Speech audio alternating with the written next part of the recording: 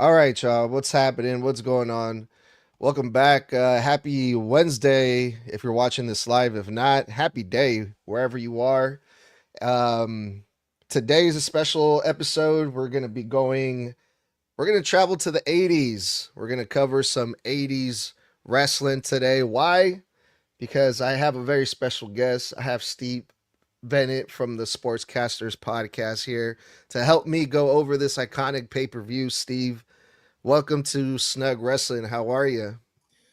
I'm doing great. I'm very excited to be here. I'm sure you have something in your life or several things like this where you have a passion for them and you love talking about them, but you know almost no one who is interested in speaking to you about that, right? Like WrestleMania 3 is one of those things that it's one of my favorite days of my life.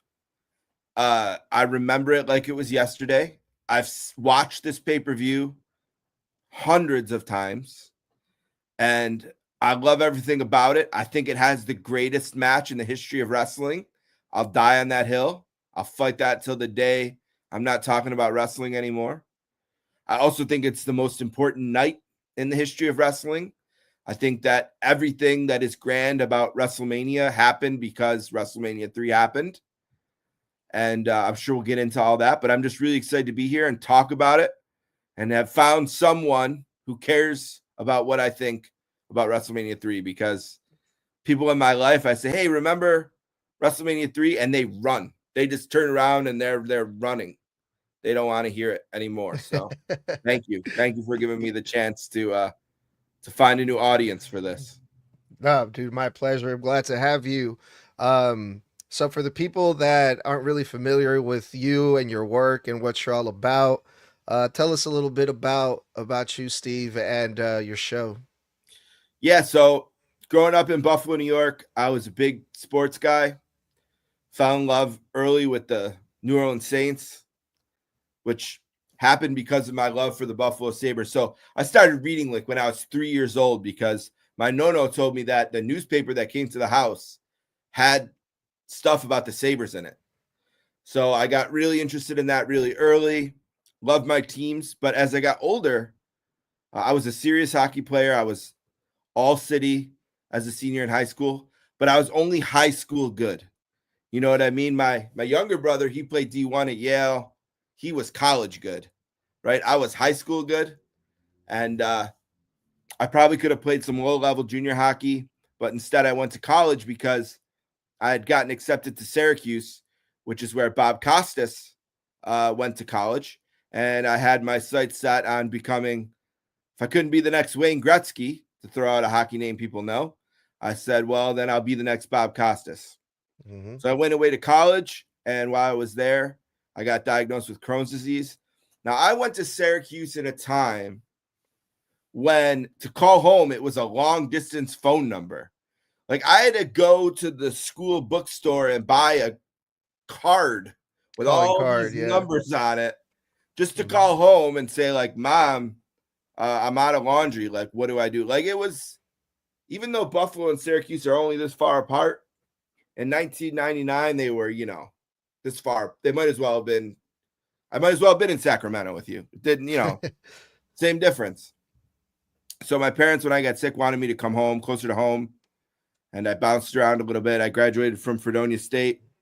And somewhere along my journey, I think partially because I was sick, I learned that to be Bob Costas, I was going to have to go to like, Sioux Falls, South Dakota, or, somewhere in Iowa or some market that's in like the 300s, and grind my way up and, market jump till I could get to somewhere. And I just didn't want to do that. One thing I do love is my home. I love Buffalo, and I wanted to be home. I had, younger brothers. So I got a job in education. I worked at the grammar school that I went to. And then in 2011, I got really sick, and the doctor said, you're not going to be able to do that anymore. At least for a while, you're going to have to go on SSDI. And I didn't know what to do with myself. So I started a sports podcast. And, I took a shot in the dark. I had read a book that year called Death to the BCS. Not sure if anyone remembers the BCS, but it was the way they determined the college football national championship long before the playoffs. And they would use this computer to figure out 2 teams to play in the game, which was obviously problematic if you had, 3 teams go undefeated that year. Then what, right? So it was hated. It was a hated system, and these guys wrote a book called Death of the BCS. I had read it over Christmas break, and I looked in the front of it, and I was like, oh, it's published by this publishing company. So then I went online, I searched Penguin Publishing PR, and I found the publisher, and I wrote to him, and I said, oh, I read this book. I have this podcast, which was a lie. I didn't have a podcast yet. I was like, I have this podcast. Can one of the authors, this is written by 3 guys, said, could one of the authors, would they be interested in coming on the podcast? Yeah. And within a half an hour, I did an interview scheduled with Jeff Passan, who's now huge. He's the information man in baseball at ESPN. He's got, over 1 million Twitter followers. Back then, he worked at Yahoo. I think he had 6,000 Twitter followers, whatever. And so I was like, well, I got to put my money where my mouth is. I got a guest. I got to pretend to have a podcast. And I started it that day. And I think my mom, my brother, and my third cousin listened to that first one, and I just grinded. And timing was good because back then I would ask people, will you be on this podcast? And they would say, well, what's a podcast? So some people would come on just because they'd never done one. They were curious. Some people would. And also, if I tried to start today, the challenge now is with my show, I reach out to someone and 70 podcasts had reached out that week, right? Yeah. So it's a lot harder to get people when I was in the perfect time. And then I got this weird break. So there's this band called Guns N' Roses. Probably most people have heard of them, popular in the 80s, right? And they had been broken up for a long time. And one of the guys from the band was writing a column on ESPN.com just about music and sports and business. It was kind of like this. ESPN.com was wild back in this time. They had Page 2, Bill Simmons wrote for them. It was different than it is now. So I just had thought, it'd be kind of cool to have someone from Guns N' Roses. And I had reached out to get them. And they're like, yeah, you can do it next Tuesday. What year was this? This was 2011 or 12, maybe. It was early in the run. And that Monday, the Rock and Roll Hall of Fame announced that Guns N' Roses was going to be inducted.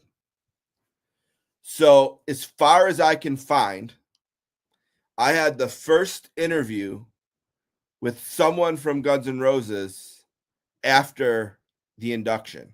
Nice. And he probably would have the induction announcement. They obviously weren't inducted for a few years. Mm-hmm. But since they were broken up, I was the first person to say, do you think you might come together to play?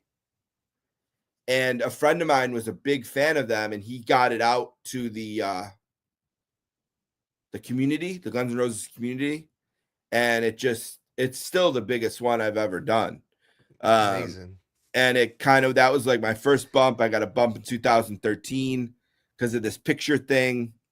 And I've kind of slowly built it.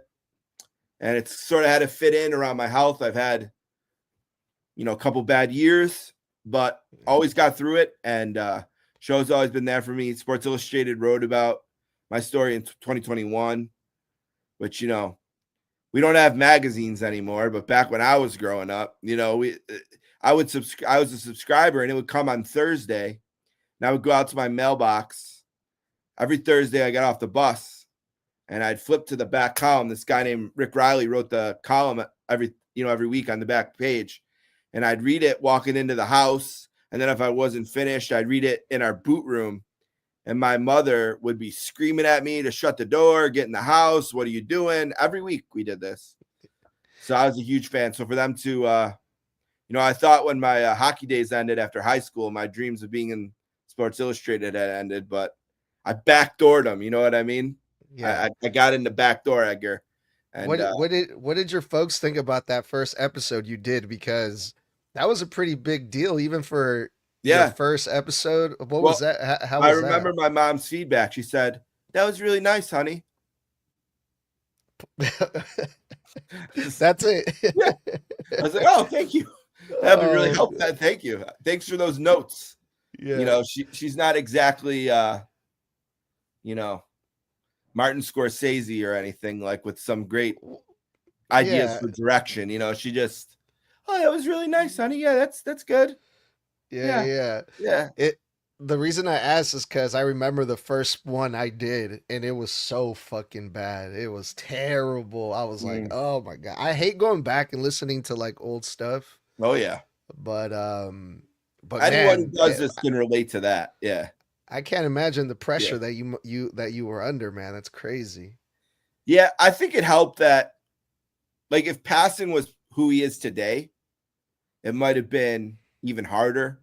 But he wasn't huge. You know what I mean? Like, he was in the business, he was Yeah. cashing checks, but he wasn't. He didn't have a million followers plus on Twitter, being on ESPN every day yet.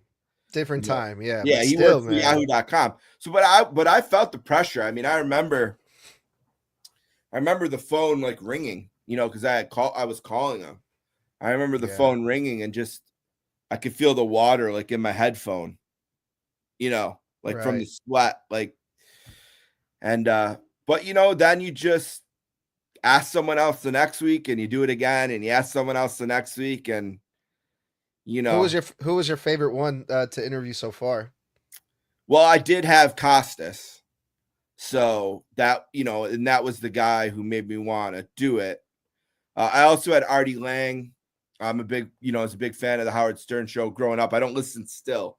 It's a dead show now, but from 1984 to 2011, it was insane that it was even on the radio, the things that he said and did. But and Artie was a big part of the show for a long time, so that was big. I've had a few Saints. You know, I had Deuce McAllister. I had John Smoltz of the Braves. I'm a big Braves fan. I had this really cool sort of random one. There's this wide receiver who played for the Oklahoma Sooners called Malcolm Kelly, and he was a Mhm. really good Sooner, but he's probably most famous for after they won the Big 12, like doing this freestyle rap in the locker room. And I had him on, and he had went on to play for Washington, and he tore his knee up on the field in Washington, sort of similar to RG3. Mhm. And so I got him on to talk about the rap, and we were doing that, and then he sort of went off on Washington and talked about what a horrible organization they are, how their field and their training staff and their doctors, how they all just care. They're like double agents for the team. They don't care about the health and safety of the players, how they Yeah. screwed him and they screwed RG3. And I remember I'm just listening to him thinking about this, saying this, and I'm like, man, how do I get just everyone to hear this? Mhm. You know, like if I can just get this No, yeah, you're like, I got something now. right, I got Yeah. something here because Yeah. he has his guard down because we're just talking about this silly rap. And I wasn't trying to like sabotage. I was just legitimately curious, like, Right. you know, because he actually fell in the draft because of his knees. So it's not like he didn't have an issue going in. So I Yeah. was just He just curious. And probably needed to like vent or he something at went that off on it. I point. mean, he went Yeah. off on it, dude. But no, I've had a lot of ones I really like. I'm really good friends with Joe Buck now, like in real life, which is insane. Mhm. You know, the other day, a couple weeks ago, um, it was like 12 o'clock on Sunday, and I was eating lunch, getting ready for the Saints game, and I saw that Kenny Albert, who I know, and Jonathan Vilma were calling the game, and so I was texting with them, and I sat there and thought about it. I'm like, "Yo, this was the captain of the Super Bowl team, the defense of the Super Bowl team, of a Mhm. team that I've bled for my whole life, and I'm just Wow. casually texting with him, you know, Wow. for a game. I mean, look at my office here. Like, look at Wow. right. Like, I have a giant Saints fat head there. Yeah. You know, I got Drew Brees there, right? You know, like Mhm. so. I don't know. Yeah. No, that's dope, man. Yeah. No, I'm familiar with your story, and it's so interesting. And yeah, man, I'm glad that I get to talk to you. It's a pleasure, dude. Um, and I get to learn what you think about this WrestleMania. Oh. Just wait. 1987. We're gonna go down the card, and we're gonna just see what we can find out about these matches that went down for this third WrestleMania. And we're gonna get into some wrestling. So, Steve, are you ready? Born ready. All right, let's do it.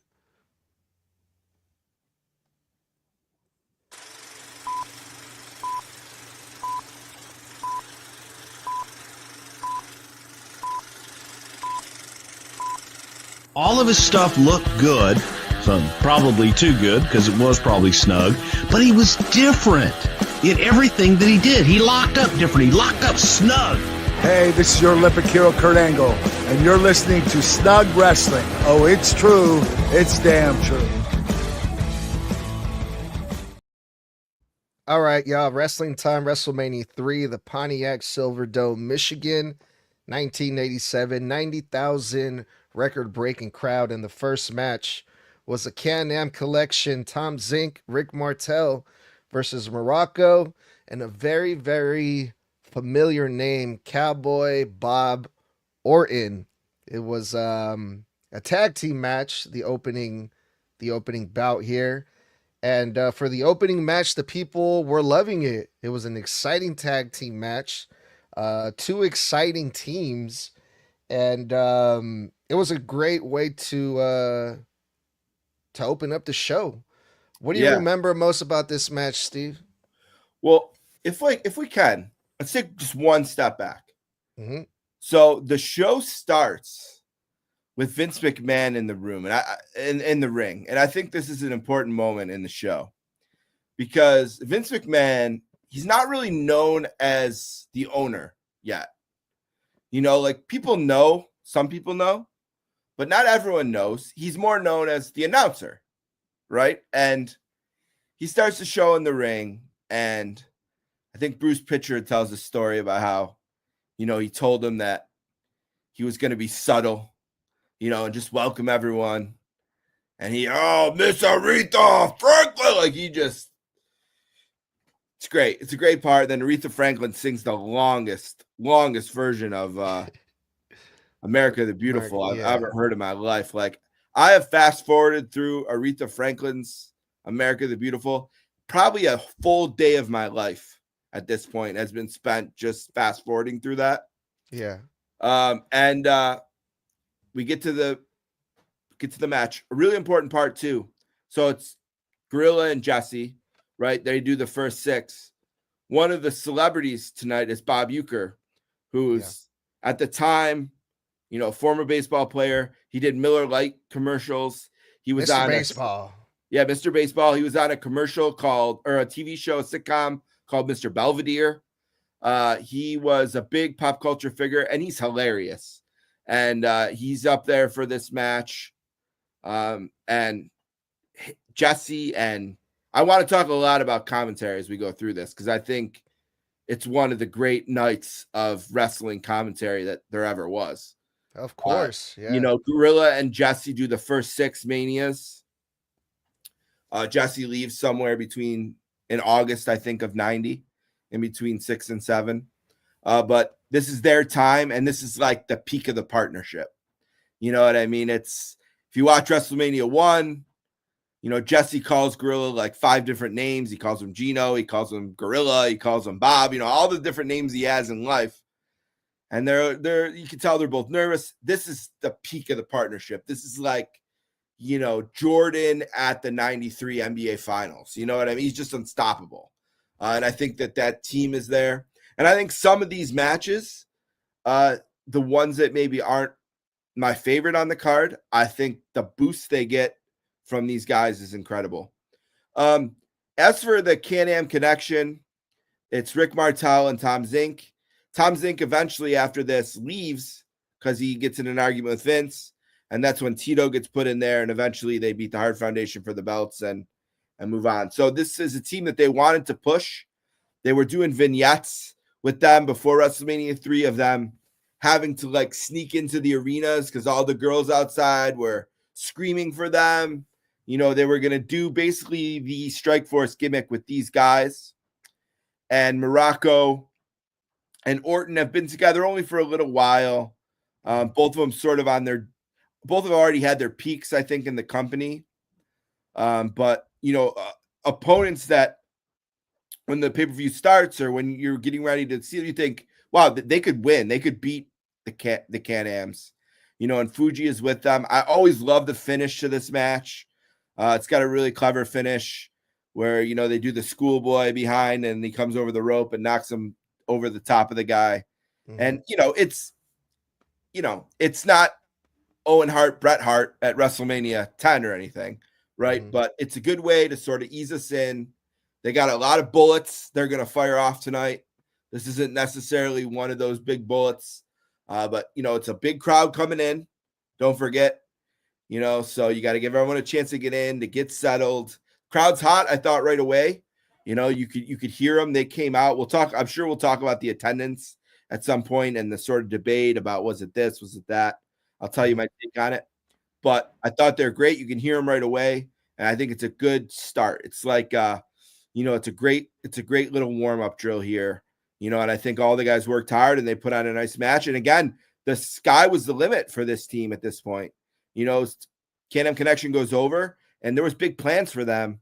But unfortunately, Tom Zink got in an argument with Vince. I think he ended up in AWA mostly after this, maybe some time down south. And Tito ends up getting the spot. But, good start to the night. Good energy. It wasn't a slow match. Obviously, this is my era of wrestling. David Shoemaker, who was the Masked Man and now covers wrestling for The Ringer. He's been in a bunch of documentaries. He said to me something really smart on the Sportscasters. He said, wrestling exists in people's past, right? Like every person, their favorite wrestling is usually in their past, right? Or in the present, because that will be their past eventually, right? Like your favorite wrestling is the wrestling you lived before when you were in high school or when you were a kid or when you were able to have the greatest imagination for it, when you weren't so cynical, and this is that era for me. And yes, there's a nostalgia aspect to it, but wrestling also changes. And this is my favorite kind of wrestling, like this style of matches, the style of promo. I was a big fan pretty much through the Attitude Era, and I've been in and out here and there. But this is my favorite, so it's my wheelhouse here. And I like this start. Again, I'm not trying to convince anyone that it's, I think Bret Hart versus Owen Hart is the best opening match of any WrestleMania. Maybe there's something in the last few people debate it with, but I mean, it is a match I think Meltzer gave 5 stars to, and he hasn't. And that's not the first time I've heard people say that. So yeah, it's certainly very high up. Yeah, maybe there's another one or two. This isn't that. I'm not trying to claim it's that, but I think it was the right match to start with because again, you're bringing in a big crowd. Yeah. And people got to get settled, and it's still light. Remember, they're in a dome, so it's still light. And there was a big panic with the engineers before the show because it's a huge building. Now, I was at WrestleMania 6, which was in the Sky Dome, and I think they had this stuff sort of figured out by then. But there was a big panic. They have these big screens for the people in the upper decks, but are they going to be able to see them in the light? I guess they got to figure it out. But, I think there was a clear decision on some of these matches. What do we want in the light? What do we want in the dark? How are we going to pace this show? And I think they landed on a good one to start, and it's just a solid, it's not that long. It's probably less than 7 minutes, I bet. But yeah, there was a lot of matches in this card. So yeah. And I think there's some that get hurt. There's one specifically, I'll tell you, that got killed, I think, by the amount of time they gave it. We'll talk about that when we get here. I think they found the right amount of time for this one. I don't think you would have wanted to go much longer. It's a fun little thing. Can-Am's get a big win and a big spot against big names. And, in the mind of the company at this point, they're off. And I think you can very clearly see where it went through the eyes of Strikeforce. Unfortunately for Tom Zink, whatever reason, he didn't go for the ride. So, yeah, the crowd reaction to this match, the first match was great, and I think that's probably what made this match a little bit better because It gets you more into it, like, oh man, look at the crowd, they're really reacting to this, and also the wrestlers feed off of that crowd energy. um but man, I couldn't get over the fact of how similar Rick Martel and Tom Zink look. They look like twins. Yeah. It was hard to tell them apart at some point. Also, Cowboy Bob Orton. For those of you guys that don't know, that's Randy Orton's dad, Right. who we would see throughout the WWE, sometimes through Randy Orton's career. So that was also really cool to see. Now, you mentioned Tom Zink getting an argument with Vince McMahon, which led to him leaving the company. Can you tell me more a little bit about that, or what do you remember about that, if anything? Well, one thing I want to say about Orton real quick before we get away from it, and I forget, Yeah. is at this time he was someone's son, right? Randy Orton is a third generation wrestler, Yeah. and Gorilla, especially, and Jesse, they would mention all the time. They would talk about his dad, who I believe was just Bob Orton Sr. And so I just wanted to mention that. Yeah. Now we sort of know Bob Orton as Randy's dad, right? At this point, we knew the Ace as the son of his dad. So I want to mention that. What I remember most about the Tom Zink thing, and obviously I didn't know this in 1987, but as I've studied this show, read stuff about it, and read about how Can-Am became Strike Force, essentially, because you can draw a straight line there. It's the same idea, just they had to put a different guy in. I believe it was just a fight over money. You know, I think it's JR who says cash and creative, right? I think this was a cash decision. I think they just didn't agree on money. And I think it was probably short-sighted by Tom, because clearly the idea is this is going to be the bridge team, you know, between the Hart Foundation and Demolition. And that's probably a nice payday in that time. I think, you know, I think Strike Force beat the Hart Foundation. Trying to remember what month it was, but they didn't lose the belts till WrestleMania 4. So they had a good chunk of 88 as champions, but I think it was just over money. Yeah. I think they didn't agree and he left. He bucked. Yeah.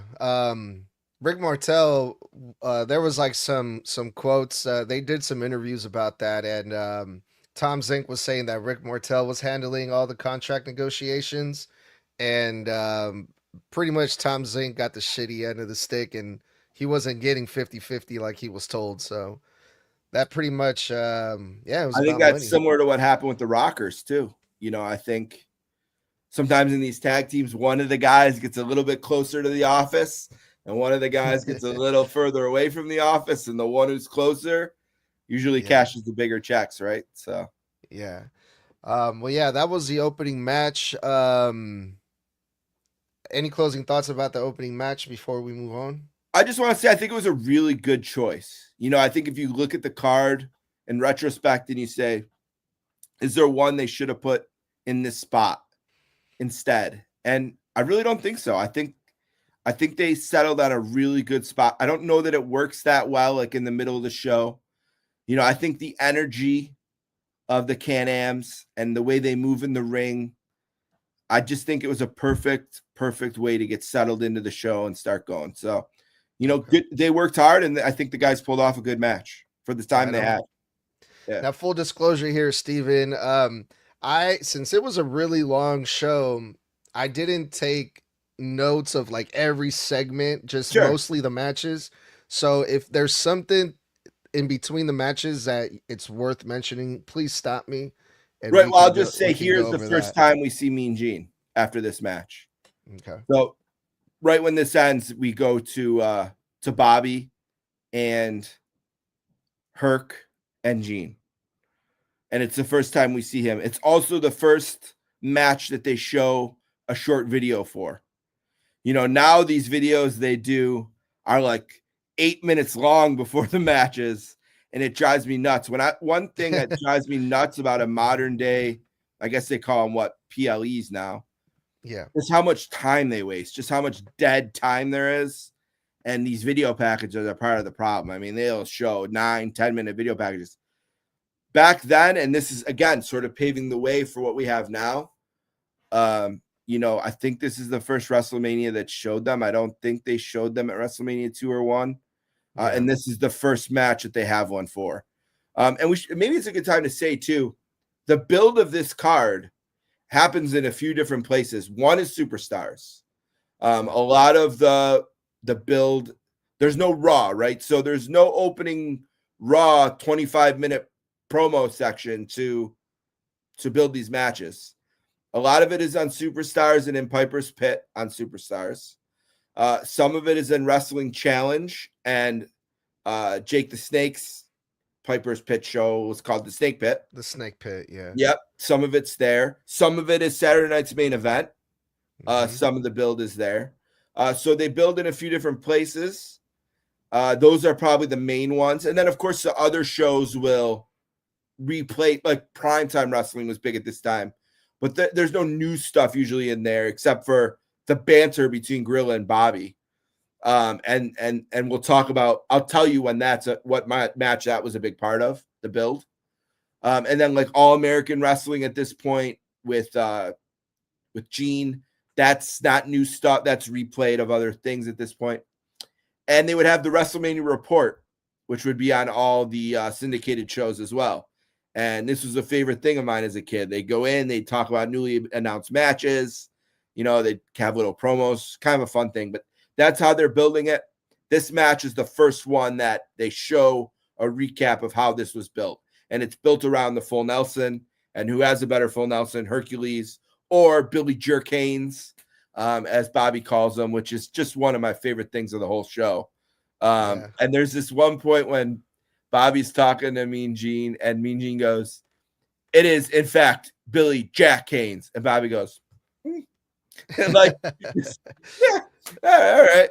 It's just so good. Bobby Heenan is, I don't need to tell anyone how great he was. Maybe I do, but unbelievable stick work here in the back before the match. And again, this match is built around the full, around the full Nelson. I don't know that that's the most exciting move to be battling over. You know what I mean? And these guys effective. Now, what I will say about this match, it fits the show we're on right now, right? This is a snug match. I mean, these guys are laying it in. Yeah. Two monsters, dude. Yeah, they are big dudes, jacked up dudes, and they lay it in. And it's a DQ, but as bad as that can be and as disappointing as that can be sometimes on shows, we get a blade job here from Billy Jerk. Was it? Oh yeah. Okay. Yeah. Oh yeah. And Herc, smashed him with the chain. And Jesse again, masterclass here, talking about how he won the war. He might not have won the battle. Gorilla's fighting back. What are you talking about? He doesn't get the winner's money. He didn't win the match. Jesse's so good, putting Herc over here, hammering in the point. Look at the match might have ended outside the ring when for the bell, but they got back in the ring and Hercules split that dude open and ended him. And he really did end him. This is his peak, certainly in the company. There's no other big Billy Jerk Haynes match to talk about. Like this is his That's peak. true. Yeah, it's like and Herc ends him here. He really does. He So doesn't one of the leave like things- the next day, but tell me another Billy Jack Haynes match. There isn't one. This is the one that he had at this company. This biggest one, yeah. Yeah. One of the things that I thought kind of threw me off about not just this match but the entire show, only a couple people had entrance music. Yeah, a lot of them just didn't have it yet. Yeah. So Pile Driver, the wrestling album Pile Driver, comes out later in 87. And a lot more get it thanks to Pile Driver. But this is pre-Pile Driver. There's just a lot of teams that wrestlers just don't have it yet. And the one thing I will say about that, though, is it does make the impact for those who do have it a little bit bigger. The guys who do have the music, it feels a little bigger. One thing that frustrates me, though, about all these shows from my era is the rights not being secured to a lot of these themes. Ricky Steamboat's is one of the most frustrating one. It's like, just cut a deal with the Alan Parsons Project's got to be like, yeah, we'll work out it. Like, it's not a Jay-Z song or so, you know, like it's got to be available. Like, yeah. But so maybe luckily there wasn't more, because it'd just be more overdubbing and loud music playing over the talking. Yeah, so I thought that was interesting, but this was like the 80s, right? So I'm like, we'll talk about some of the people that did get music entrance down the line, but I don't think anyone yet. No, not yet. No. Yeah, nobody yet. So so the legend goes for this match here that the blade job was actually Billy Jack requesting to be busted open the hard way. That's why I was wondering if it was, it's a legend. Who knows if it's true, right? I don't know. The other thing too, legend has it in this match, and I missed it, but supposedly Billy Jack Haynes at one point threw up on Hercules during the match. Yeah. Okay. Yeah, that is true. Yeah, okay. Nerves, man. Okay, good. I mean, you hear stories of stuff happen like that. Like, I've heard multiple stories of like wrestlers like John Cena crapping their pants, and shit happens in the ring, so just a funny little thing about this. But yeah, two man, you don't really see wrestlers this size clash going head to head that much anymore. But yeah, it was a count out finish, and we had some action after the bell rang. And what did you think about this match being second on the card? Yeah, I think, again, this is one they spent a lot of time building, or at least a decent amount of time building. I think it was a good spot for them. I will say this, like, I think this is an example of a David Tyree helmet catch type performance. Like, these are not guys, when you look back at this era, you think, man, they were super entertaining, or man, they had great matches. There's some love for Herc now and again. People enjoy him. Billy Jerk, I don't know. But I thought they both really stepped up. Like, I thought it was a really good performance. These aren't the most technically gifted guys. They're both sort of jacked out of their skulls. I'm sure the needle in the ass was taken before or near or after this match. Oh, for sure, yeah. But they brought it. Like, they got, if you can't flip around, you better bring the muscle. And I thought they did. Yeah. And again, it's not 5 stars in the Tokyo Dome or whatever, but these guys stepped up. They really did. And I think that they should both, I know Herc's no longer with us. Billy Jerk maybe died recently too. Are they both dead? I think Billy Jerk maybe died. I haven't looked it up. I'm not sure. Yeah, Billy Jerk is potentially dead, or close to dead. It's like a Jimmy Carter. Up there. He's in the Jimmy Carter stage of his life, where they just kind of maybe wheel him around if he is still alive. Ric Flair. Yeah. But these guys had a nice night. And second, why not? I mean, it's and I think, like, back then too, the openers are called curtain jerkers. Like, you're building a little bit too. You don't want to send Steamboat and Savage out there yet. You know what I mean? You got to build. Definitely. You got to build a little bit on the show. We are going to be talking about Steamboat and Savage here in a little bit. But before we get there, we're going to go from Billy Jack Haynes to Hillbilly Jim. A lot of hillbillies here. Was there something between the match there that it's worth mentioning? So again, we go backstage, and Bundy does promise that he's going to smash one of these little guys. Mm-hmm. And then Hillbilly promises that he's going to protect the little guys. I think Hillbilly's the first one with music, by the way. He does come out to the Country Boy. It's overdubbed on the network, but he does come out to some kind of, hee-haw type music here for sure. So he's the first one. You mentioned that you were watching the original tape to it, so you didn't watch it on the network. How different is it? Yo, it's different. It's different. Yeah. And if you watch a Coliseum home video one, that is so chopped up. You know what I mean? Because because WrestleMania 4 was famous for being 2 tapes. WrestleMania 3 is 1. So they're trying to give you a 3-hour show in 2 hours. So it's chopped to shit. But Gotcha. the original broadcast, yeah, there's a lot more. First of all, the music, you know, sometimes I'll watch and I'm like, wait a minute, something's gone there. You know, there's like a couple of those moments. But no, I always try to watch the originals when I can. This is one I have an original one of, so I did watch it this time when I watched it. Yes. So you mentioned the little interview, and you compare it to like wrestling today, how they have super long video packages, but I'm going to be a total mark right now.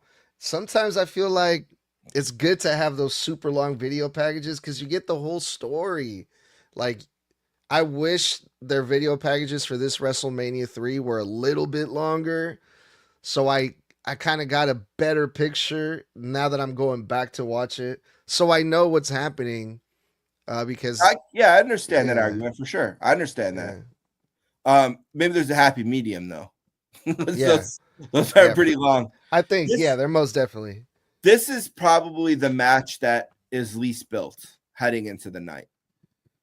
Like they're getting. I can see why. They're throwing these guys a bone and getting them on the card, and they're just providing a little bit of comedy here. You know, I think wrestling in this era, this is something that's lost to wrestling. Not everything was so serious.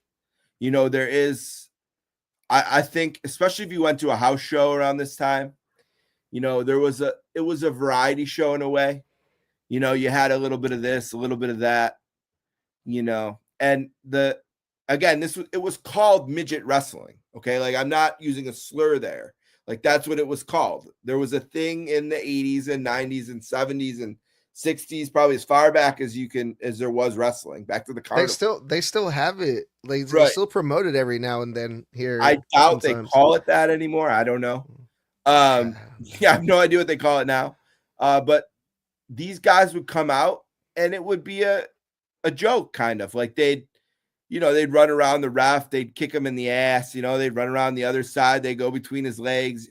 And you see that here in this match. Like, Little Beaver is out there, you know, he's got the moccasins on, he takes them off, he goes whacks Bundy in the belly with it. You know, he runs through, they do the little rowboat move where they, you know, they got each other's legs and they're making a rowboat type thing with them. You know, this was like, I was 7 years old, not even 7, watching this live. And like, it was just me and my no, just like laughing at these, like, it was comedy. Yeah, it was entertaining. You know, like the Three Stooges, kind of. You know, like this slapstick kind of comedy. Yeah. And they tell an amazing story, I think, in this match, like almost underrated. You know, this story of like, Hillbilly's going to protect his guys. He's going to be there for them, you know. And unfortunately for Hillbilly, his guys, especially he's a little agitator, right? Little Beaver is asking for it the whole time. Yeah. He's the one starting. He's egging him on. Yeah. Yeah. He's pushing Bundy's buttons. Yeah. And Bundy catches him. And some of the things that Jesse Ventura says during this, I can't believe he ever was elected in a political party. Whoever ran against Jesse Ventura in the Minnesota governor's race should be ashamed of themselves. They should have had these sound bites cut up and be like, look at this poor little guy gets squished by a 300-pound Bundy, and Jesse says they need to scrape him up like a pancake and put him in a garbage bag and throw him in the dumpster out back. I mean, Jesse is just vicious. Yeah, so for the people that are watching that are confused right now, we're talking about the third match on the card. Yeah, my bad. The third match on the card for WrestleMania 3 was a 6-man mixed tag team match. Right. King Kong Bundy with his partners, and these are real names, people that they used back in the day. Lord Littlebrook and Little Tokyo. Yep, and he's Japanese. Yes, he is. Yep. Versus Hillbilly Jim and his two little people. Little partners. I think that's okay, yeah. I don't know what the politically correct word is anymore. Think little people. Even though I don't know why they like that. I would. Look, I'm not a little person. I mean, I'm short, but I'm not a little person. I don't know that I would like little people. I think that's what they go by. Okay, let's All right. just stick. Let's just play it we'll go safe, with just in little case. people. Yeah. Versus, and this name gets even worse. Haiti Kid. Yep. And Little Beavers. So Yep. mixed tag team rules. Modern day wrestling, there's mixed tag teams with men and women. The women can't hit the men can't hit the women. If the women get tagged in, then the men have to tag out, that type of thing. Yep. But like you said, it didn't really go down like that, as Nah. Bundy did some heel shit and he took out the little guy. But the thing that really stood out to me the most is like, isn't this like a bad look for Bundy? Because wasn't he the main event of He was in the main WrestleMania event. the year Yep. before Yep. versus Hulk Hogan? And now Mhm. he's doing this. I'm just like, oh man, that's. And Bobby kinda won't even come to shitty. the ring with him. Bobby's like, nah, bro, you're on your own. I ain't coming down for that. Yeah, I've always said this to people. Like, has anyone had a bigger fall from one WrestleMania to the other, where you're in the main event versus Hogan? You know, huge payday. I think he said on who's the guy that does the podcast with Kevin Nash? What's his name? I'm not sure. Kayfabe Commentaries, I think, was his company. He did Yeah, a show with Bundy. I think Bundy said he got $75K for WrestleMania. I tried listening to Kevin's Nash podcast, but it was too slow for me. Yeah, whoever his partner is, he likes musicals. He interviewed Bundy. Bundy said he got a big payday for WrestleMania 2. He fell down the card here, obviously. I mean, they're throwing up a bone for him to even be out there. You know, I think this match, they put it together for a little levity, you know, and to throw Bundy and Hillbilly a bone and get them on the card, you know. And I don't know if this is Hogan working a little bit, because Hogan was close to Hillbilly, certainly in kayfabe, and I think behind the scenes as well. But I think these are guys that were respected in the locker room. They threw him a bone, and the match is fun. And it doesn't, again, this is one of those where it doesn't overstay its welcome. You know, it's not going to be 5 stars, but it's no dud either. Like, it's a few minutes. It's a little bit of comedy.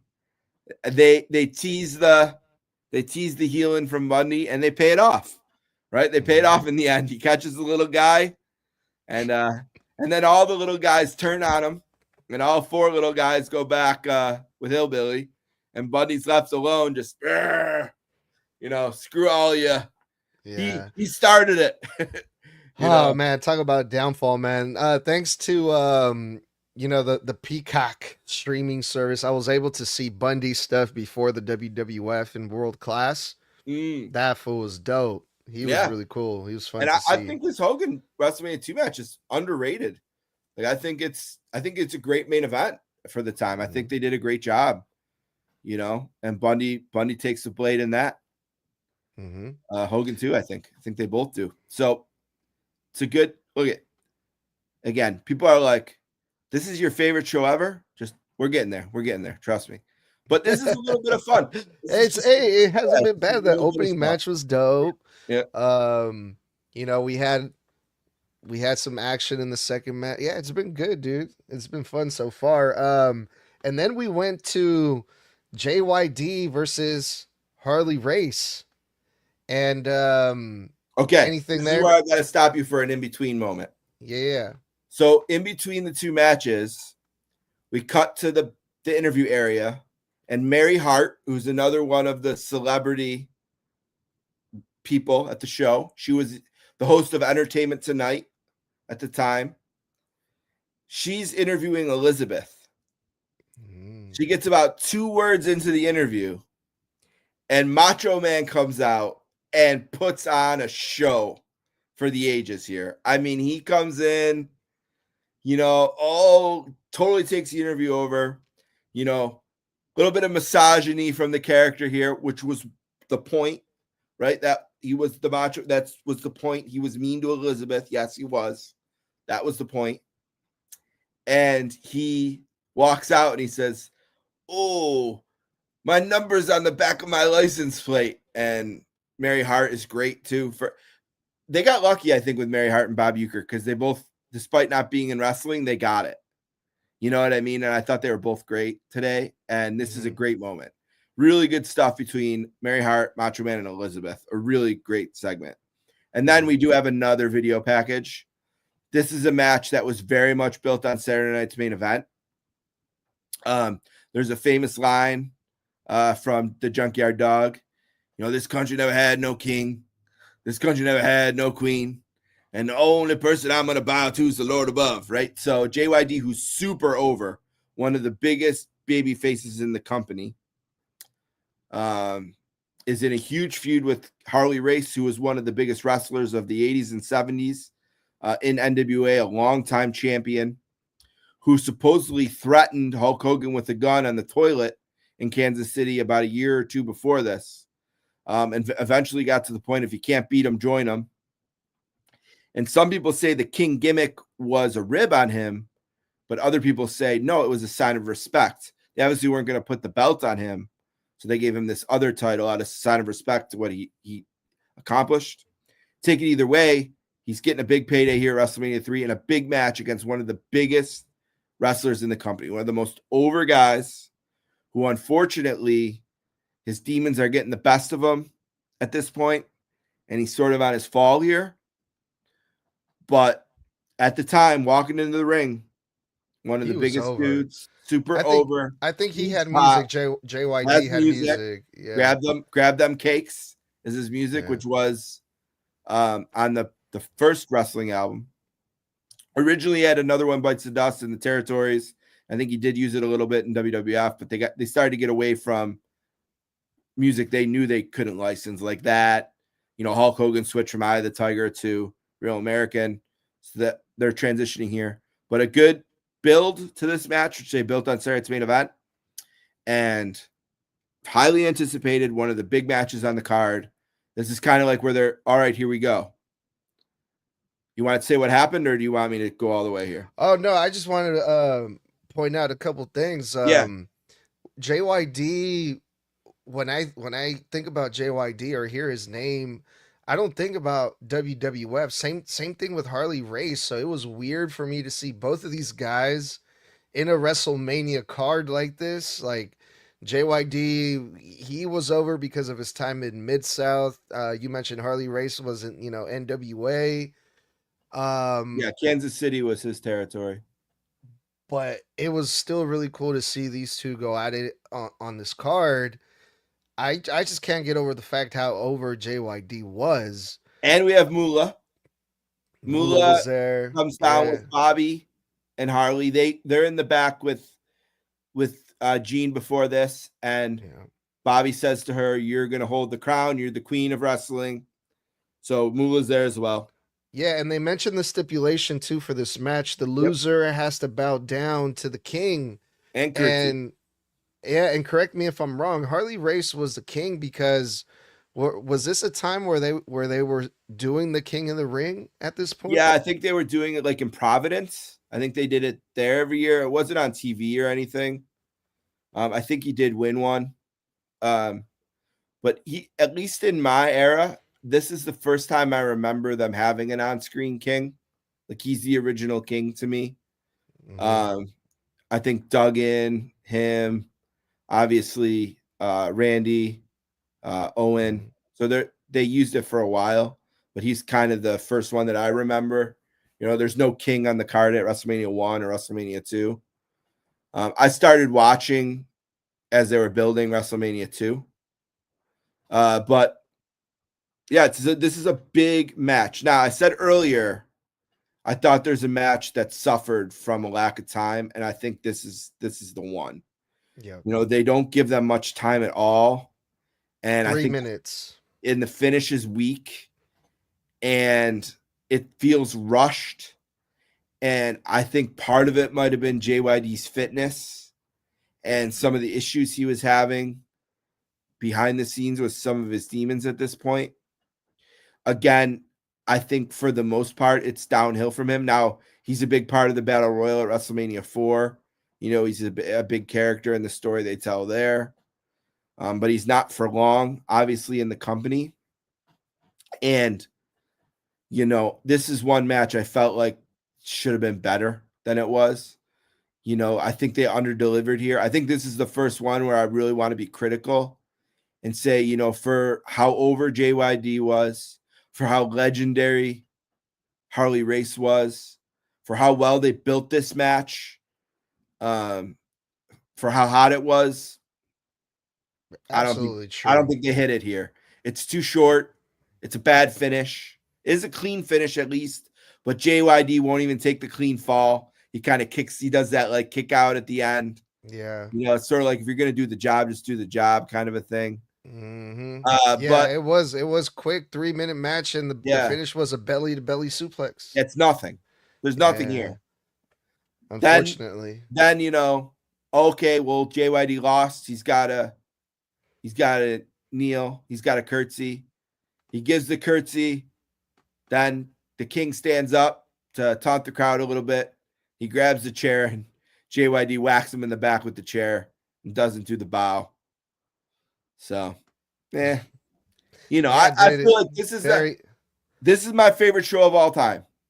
And if you said to me, Steve, be critical of something on WrestleMania 3, this is probably where I'm going first every time.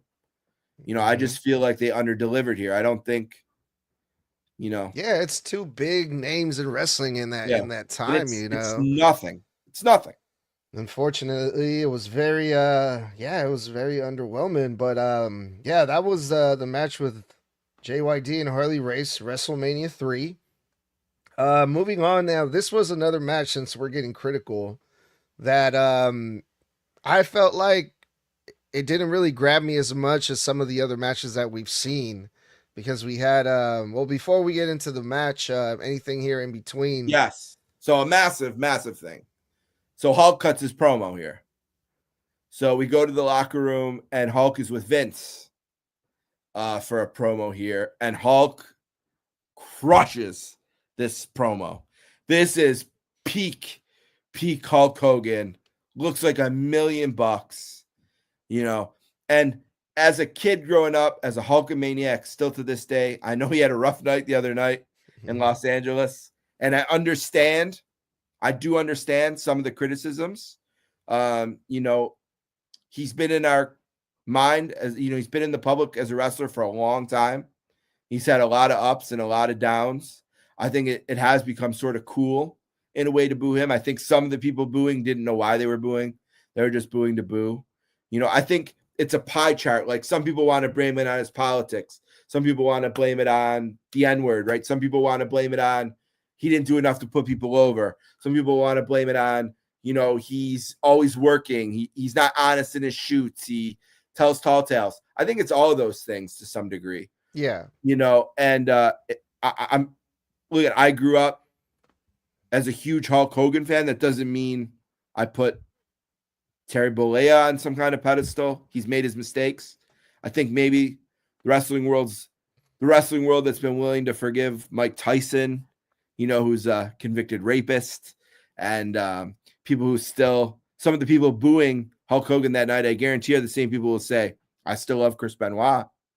Right. So I think maybe there's a little bit of harshness there, but sometimes. Yeah. And then there was a few people that brought up a good point about that. Like, why isn't Triple H getting booed, or The Undertaker? If it's really about politics, it's all of it, Yeah.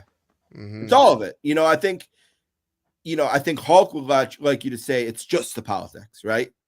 But again, well, then why wasn't Undertaker booed, or Triple H? Now, Undertaker, I thought his reaction was pretty flat, though. He didn't get booed, but I didn't hear any outrage. It felt sort of flat. And I think in the wrestling business, you kind of want to be one or the other. I think, and this is sort of the power of Hulk Hogan. One of the biggest Raws of all time. He was on for 3 minutes. And one of the biggest things everyone talked about the next day was Hulk Hogan. Yeah, I even read something, I don't know if it's true, that they're even considering bringing him back, but as a heel. And I think he could cut a great promo. I've given everything, but that's not the point today. Yeah. I bring it up because we're doing it that week. It's worth noting. But in this moment, if you go back and you watch this, and you could say, I'm only going to judge this on things that have happened up until this point in time. Here, March 29th, 1987. Wow, does he kill it? Wow, is this promo just electric? Like, he has got everybody on pay-per-view, in the crowd, in the palm of his hands here. And there's doubt. Yeah. There is doubt. He's the only reason why they're there. And there is doubt. We are scared. We are scared that he's not going to survive the night. André is by far the biggest threat to Hulk that there's ever been.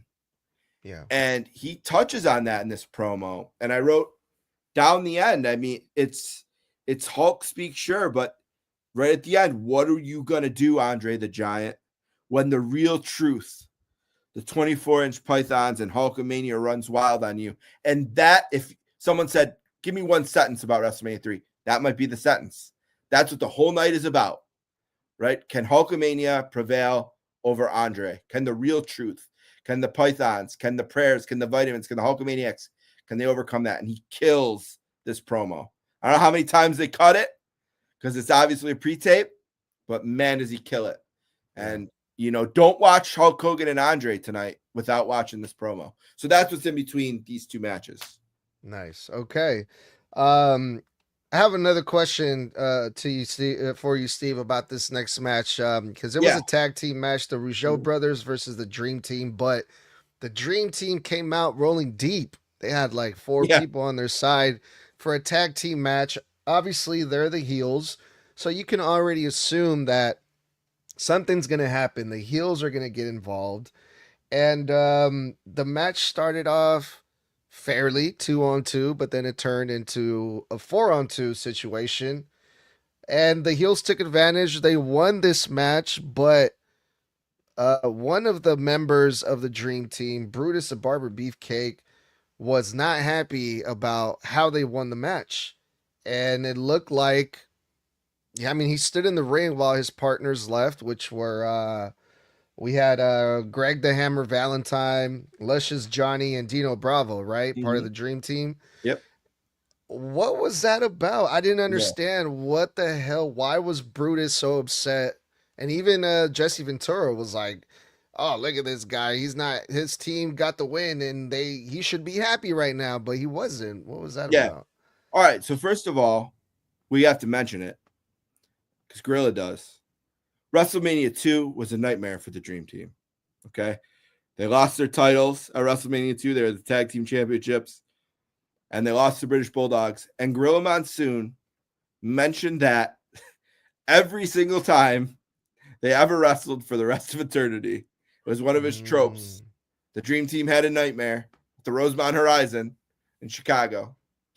So they come out with all these guys, and right away, I think Gorilla very smartly says, this is a tag team match. This isn't a 6-man tag. What are all these guys doing out there?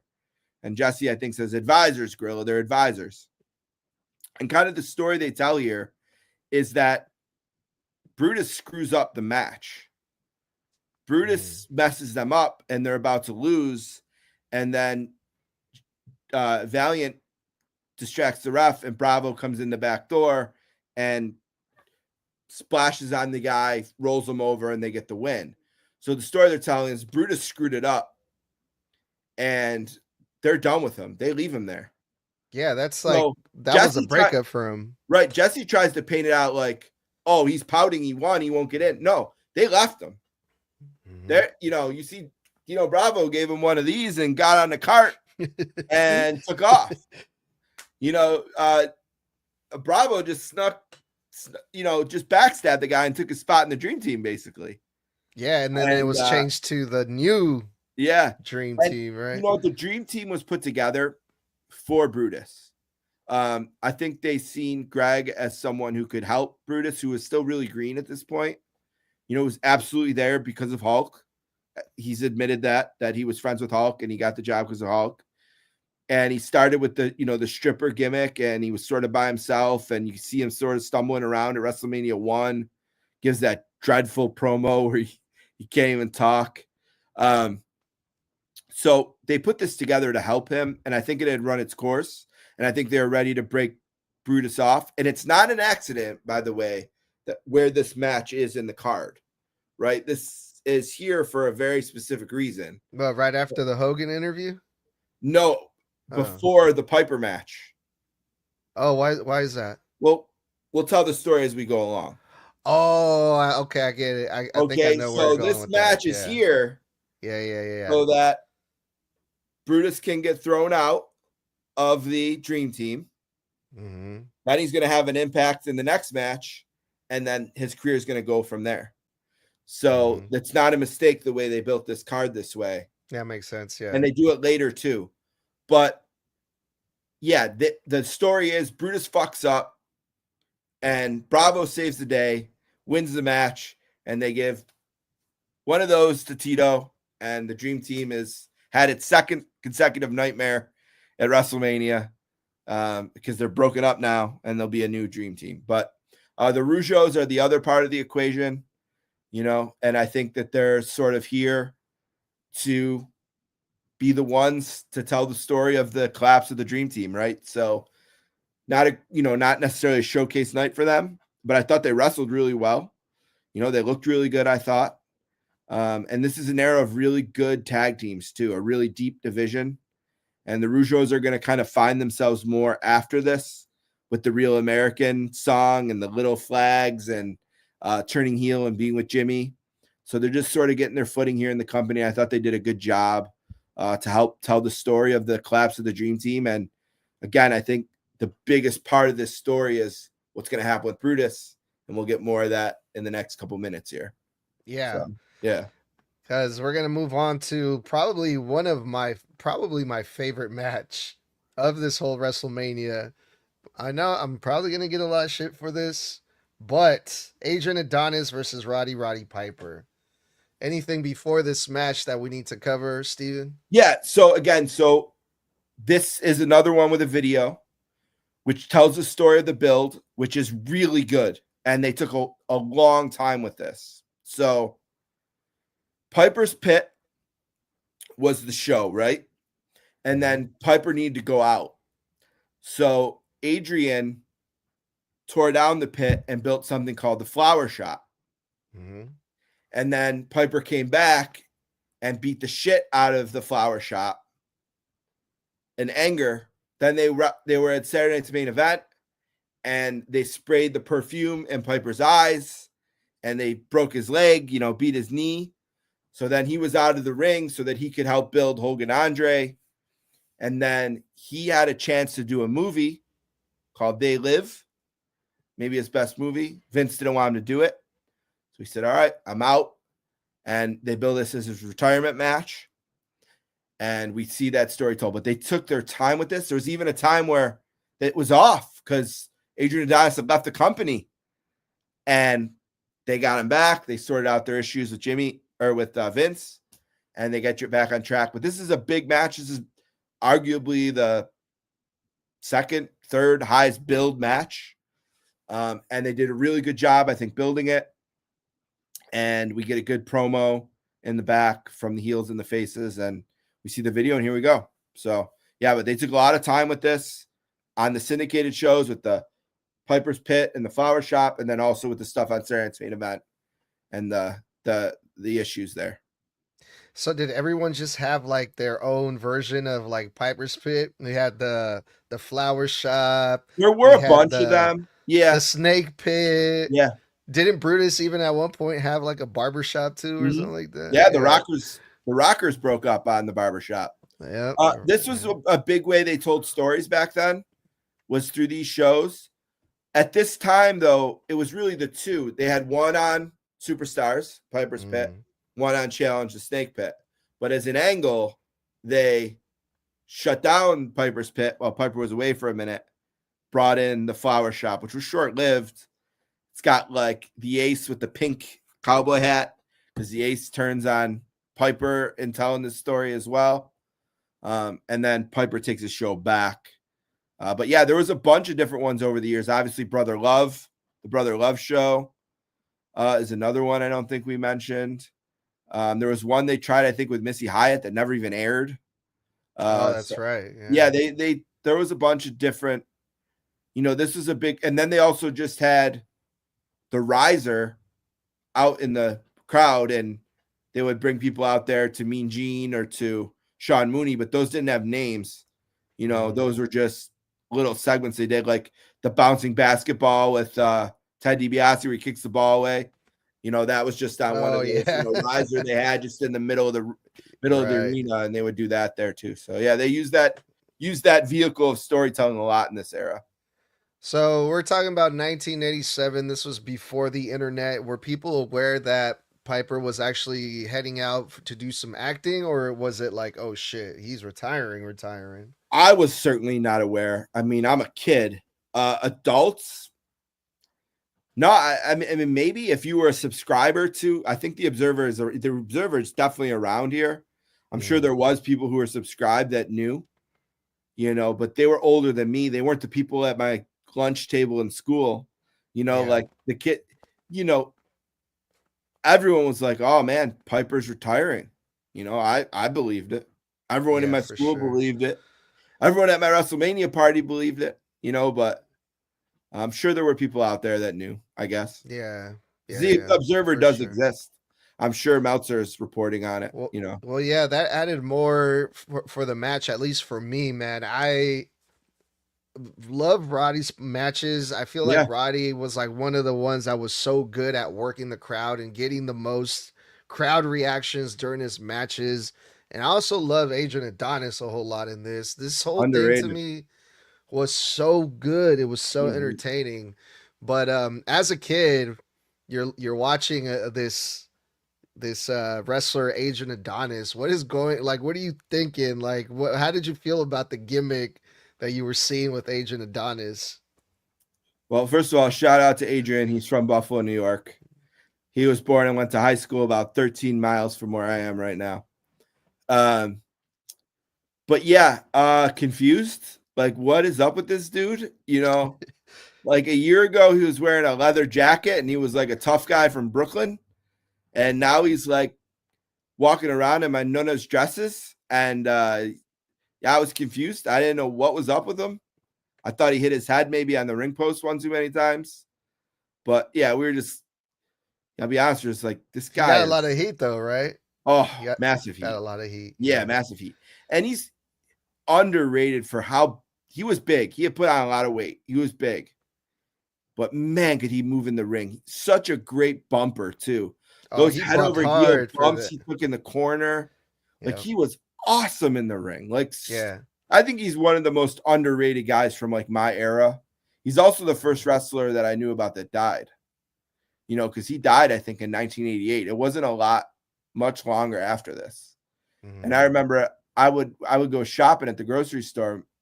You know, I would go with my mom and my grandma, my nonna, and they would be shopping, and I would do two things. I'd go into the video store and look at the wrestling videos, see what I wanted to rent. And then I'd go to the magazines and I'd read like PW Insider and, you know, the WWF magazine, whatever wrestling magazines were there. And I read, Adrian Adonis died. And I think he died in 1988. So it's not that much longer after this. So it's really sad. And he's not with the company. Car accident, right? Yeah. He swerved to avoid a moose, like up in northern Canada somewhere. And they went down a hill. And I think a few wrestlers died, and I think one survived. The Dark Side of the Ring did an Adrian Adonis episode a season or two ago, the show that's on Vice, and they tell the story pretty well. So I'd recommend it. If you want to know more about Adrian, they probably tell the story better than I did. But certainly one of the first I knew who died. But I think he does an amazing job here. A note, so they're all coming down at this point on the carts, right? The little ring carts. And Piper was waiting to go on and they couldn't get it going, so he just walked out. Well, he got heat with Hogan because Hogan wanted to be the only one to walk out without the cart. So he got Hogan. Yep, he got a little bit of heat with Hogan here because Hogan wanted now Piper wasn't trying to upstage him. He's just standing there, probably, first of all, doesn't know Hulk as is planned. And second of all, he's just waiting to go down the ring and they can't get it started or whatever. So he's like, fuck it. And he just walks down the ring. And no, just I think a really great match. I thought they worked really hard. I thought Adonis is unbelievable in it, like I said. And a great finish. Jesse and Gorilla again are great. Jesse was in a tag team with Adrian Adonis in the AWA. And they mentioned that a few times. And it's a haircut match, which if you Hair like versus hair, hair y'all. versus hair, which is super exciting. And everything about this dude, I was like, I was loving this shit. This is where we're starting to cook with gas here now. You know what I mean? Like, this is one of those bullets. This is one of those bullets they got in the gun and they fire it here. And I thought everybody delivered. A great finish where Adrian has him in the sleeper hold and thinks he's won and drops Piper too early. Out of nowhere, Brutus reemerges, quickly wakes Piper up. Piper turns the tables, gets the sleeper hold on, and gets the win. And then they couldn't cut his hair in the ring. They tried, but the thing was dull or dead or whatever. It's probably all that fucking sweat too. They actually did put a picture later in the WWF magazine showing that he did go bald. What one of the things I remember most about that match, dude, is at one point Adrian Adonis has Brutus's scissors, the big old scissors, and he goes to hit Piper, and they bounces off the ropes. And he hits himself with the scissors, and I was just like, "Oh my god, that could have ended so badly." Yeah, like you could have poked your eye out or something crazy. I think this is cut from Peacock, but when Piper gets the win, two guys jump in the ring, and they want to high five with Piper. They're not there for bad purposes. Oh yeah, no, they didn't show that. Yeah. It's kind of like when Hank Aaron hit that home run to pass Babe Ruth and he's running the bases and the guys are like trying to hug him. Yeah, two guys jumped in the ring, country looking guys. They must have been from outside of Detroit. They're in the ring, and then Piper like kind of gives them a high five and then kind of turns away. And you kind of see in the corner them just getting tackled by the security and getting their asses beat and dragged out. But I would have remembered that. Yeah, no, they cut it. It's cut from Peacock. But yeah. Oh man, I always wondered, amazing. I remember as a kid, I always wanted to talk to those guys. So what happened after? Did you get to stay into the back, Andre? What? How bad did they kick your ass? What happened? Yeah. So they posted Adrian Adonis' picture on the magazine afterwards, all shaved up and stuff. Yeah, okay.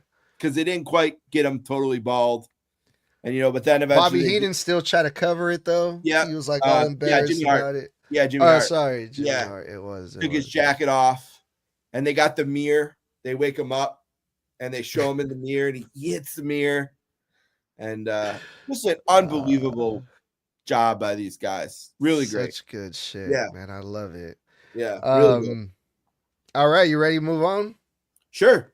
We got a lot to do, so yeah. Let's talk about the in-between segment here. Yeah, intermission. We had intermissions back then. They would literally put up a screen with a countdown. Just 15 minutes, I think it was. Wow. Of intermission. And so all right, this is a good time to tell this story. So I say to my parents, okay, you can order WrestleMania 3 on pay-per-view. And we'll have people over. How much was it? First $19.99, I think. Okay. Go on, sorry. No, it's all right. Good question. So back then, you had to get a special box.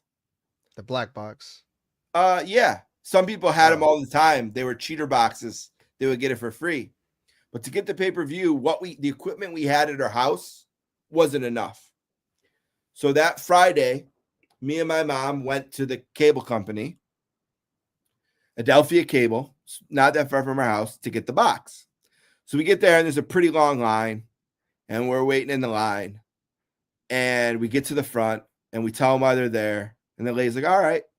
And she walks away, and she comes back. We don't have any more boxes. She's like, yeah, people have been coming all day. We don't have any boxes. Yeah. And I'm just like I got half of the first grade or whatever grade I was in. Half of the first grade from my elementary school coming over. I'm telling everyone we're getting WrestleMania 3. no box. So I'm crying at the thing. Yikes. You know, my mom's like, well, what about this guy in the line next to us is like, oh, I'm returning one. Oh, nice. So he gave it to them. They checked it in real quick and gave it to us. So disaster avoided. Shout out to him. Yeah, wherever he is. lifesaver. I thought He it was gonna be like, oh, I'll sell it to you for $200. He was super cool. He's like, oh, I gave one I'm returning. So Jeez. saved our lives. And we got out of there and got home and ordered it. But yeah, during this time, me and the boys went down to the basement, played some mini sticks. Of course, the pizza, this is when it should have showed up. I'll tell you when it did show up. But it wasn't there yet. So we were in the basement playing some hockey, waiting for the time to chill, and then they came back. Damn, that sounds amazing. Yeah. Good old days. On the TV was literally just a countdown. 15, 14:59, 14:58. Like that's what they put up there. So that's crazy. That's a throwback. So right that there. was so that was what you saw before this next tag team match here. It wasn't a tag team match. I'm sorry. It was another 6-man tag team match, right? And a big match. This is a big match here. All right. We had the Hart Foundation, the current tag team champions, with their partner Danny Davis. Wasn't he a referee? Yeah. So first of all, we return to the pay-per-view, and Gorilla is in the booth with Bob Uecker and Mary Hart, but no Jesse. Where's Jesse? Well, Jesse wants to be introduced in the ring to the crowd. And this would become a WrestleMania tradition of the Fink announcing Jesse to the crowd. What? Why? He had it in his contract. I mean, look at nobody's going to say Jesse Ventura doesn't have a massive ego, right? So Jesse Ventura wanted to go down in the ring, and I think Howard Finkel said, the man who allegedly tells it like it is, Jesse Ventura. And he gave a little bow. The heels were in the ring, and they gave him a little tap. But here's the story of this match. So Danny Davis got a heel referee storyline. And he was sort of making questionable decisions. Like helping out the heels and stuff? Yeah, like it wasn't right. What the hell? Like it starts subtly, right? Like a little oversight, turn his back at the wrong time. Then on Superstars, there's a tag match for the titles between the Bulldogs and the Hearts. Well, in the real world, Dynamite Kid was injured and couldn't wrestle. And they had to drop the belts. And actually, Davey Boy had to carry Dynamite to the ring. And the angle they shot was Jimmy hits Dynamite with the megaphone. And knocks him out. So the match becomes 2-on-1. And sometimes Danny Davis is interested in what's going on with Dynamite, like when Davey's got the advantage. And sometimes he's interested in what's going on in the ring when the Hearts have the advantage. So Davey has an unbelievable, he's holding them off. He gets the running power slam. He's slapping the mat. Where's Danny Davis? Oh, he's on the outside, fucking around with Dynamite. Who knows why? Right? Then, they turn the tables with the double teams, with the megaphone, whatever. They put him in the heart attack. They get the scoop. Danny out of nowhere. And we get a title change. Well, it just so happened, if you look back, Danny was also the ref when Macho Man beat Tito for the belt. And he had hit him with brass knuckles on the way into the ring. So Randy had his back to the ring on the ropes on the outside, standing on the apron. And Tito's on the inside and is pulling him back in. And he pulls the knucks out of his pocket and hits him over the shoulder. Now, it wasn't a heel referee angle there. It was that he didn't see it. But it's perfect for the story. We can tell, he also cheated Tito. So the last two title changes in the company, Danny Davis was the ref, and he cheated the faces. So the president of the WWF, Jack Tunney, announces he's suspended for life plus 10 years. So this guy's fucked for reffing. His whole life, then he's got to wait 10 more years after death before he can even think about reffing again. And you got to figure by then he's totally decomposed. So what the hell is he? His bones are rotted. What is he going to do then? So they gave him a stiff punishment, which they ignored then like half a year later. But and he did come back to reffing. But so then the Hart Foundation, they took him in and they said, "Oh, you're a member of the Hart Foundation now because you cheated for us." Right? So the match is set up. This is so good. The match is now the Harts with Danny Davis. He's going to face the three guys he fucked. He's going to face the Bulldogs, and he's going to be in this match. So that's a 6-man match. That's a Chico setup Santana. with Chico. And Jesse leaves in the cart and has Matilda. It's the weirdest shot. Like he's so awkwardly holding Matilda. Her like feet are flailing out in the air. I don't know, maybe she got scared. They thought they had to get her out of there or what, but he took her to the back. And for this match, Mary Hart and Euchre and Gorilla. Now, this is one of my favorite, just random, non-title matches of all time. It has a flaw, which I'll explain. But man, do they pay off the ass kicking on Danny Davis. I mean, all three guys just destroy him. Pile drivers, running power slams, suplexes. I mean, they beat this asshole to oblivion. And then, in great wrestling heel storytelling fashion, chaos ensues. The megaphones ends up in the ring. Danny hits Dynamite, I think. Or is it Davey? I think it's Dynamite. No, he hit Davey. He hit Davey. Okay, hits Davey and gets the win. Now, the way they beat him, someone else should have hit him with the megaphone. They should have dragged his dead corpse on top of him and then dragged him out of the ring. I think that was a mistake to let Davis be able to hit him, but it's a small nitpick. But what a great match. What great storytelling. You got to watch. If you've never seen this show, one thing you got to watch is the ass kicking they put on Danny Davis, complete with the lifting him up, not taking the 3. Mm-hmm. Like they could end him with a pile driver. That's Dynamite for sure. And he's nope. We haven't killed this guy enough. Really, really, really great stuff. And again, not a mistake where this match is and what match is after it. Again, this is set up this way specifically for a reason that we'll get to. But I think while I'm disappointed in retrospect that there wasn't a tag team title match, maybe a rematch between the Harts and the British Bulldogs, if you're going to do anything else, and it's not just a straight maybe handicap tag team title match, you know, again, Tito is over and a very loyal soldier, one of the few guys that appears on all of the first 9 WrestleManias. So he's got to have a spot here, and this is a good spot for it. So I see why they did it. You know, and we see Tito show up again, right? After? Right, which is why I'm saying it's not a mistake that this match is here, because Tito is going to be involved in the next one. It's starting to get dark now, too. I mentioned that earlier.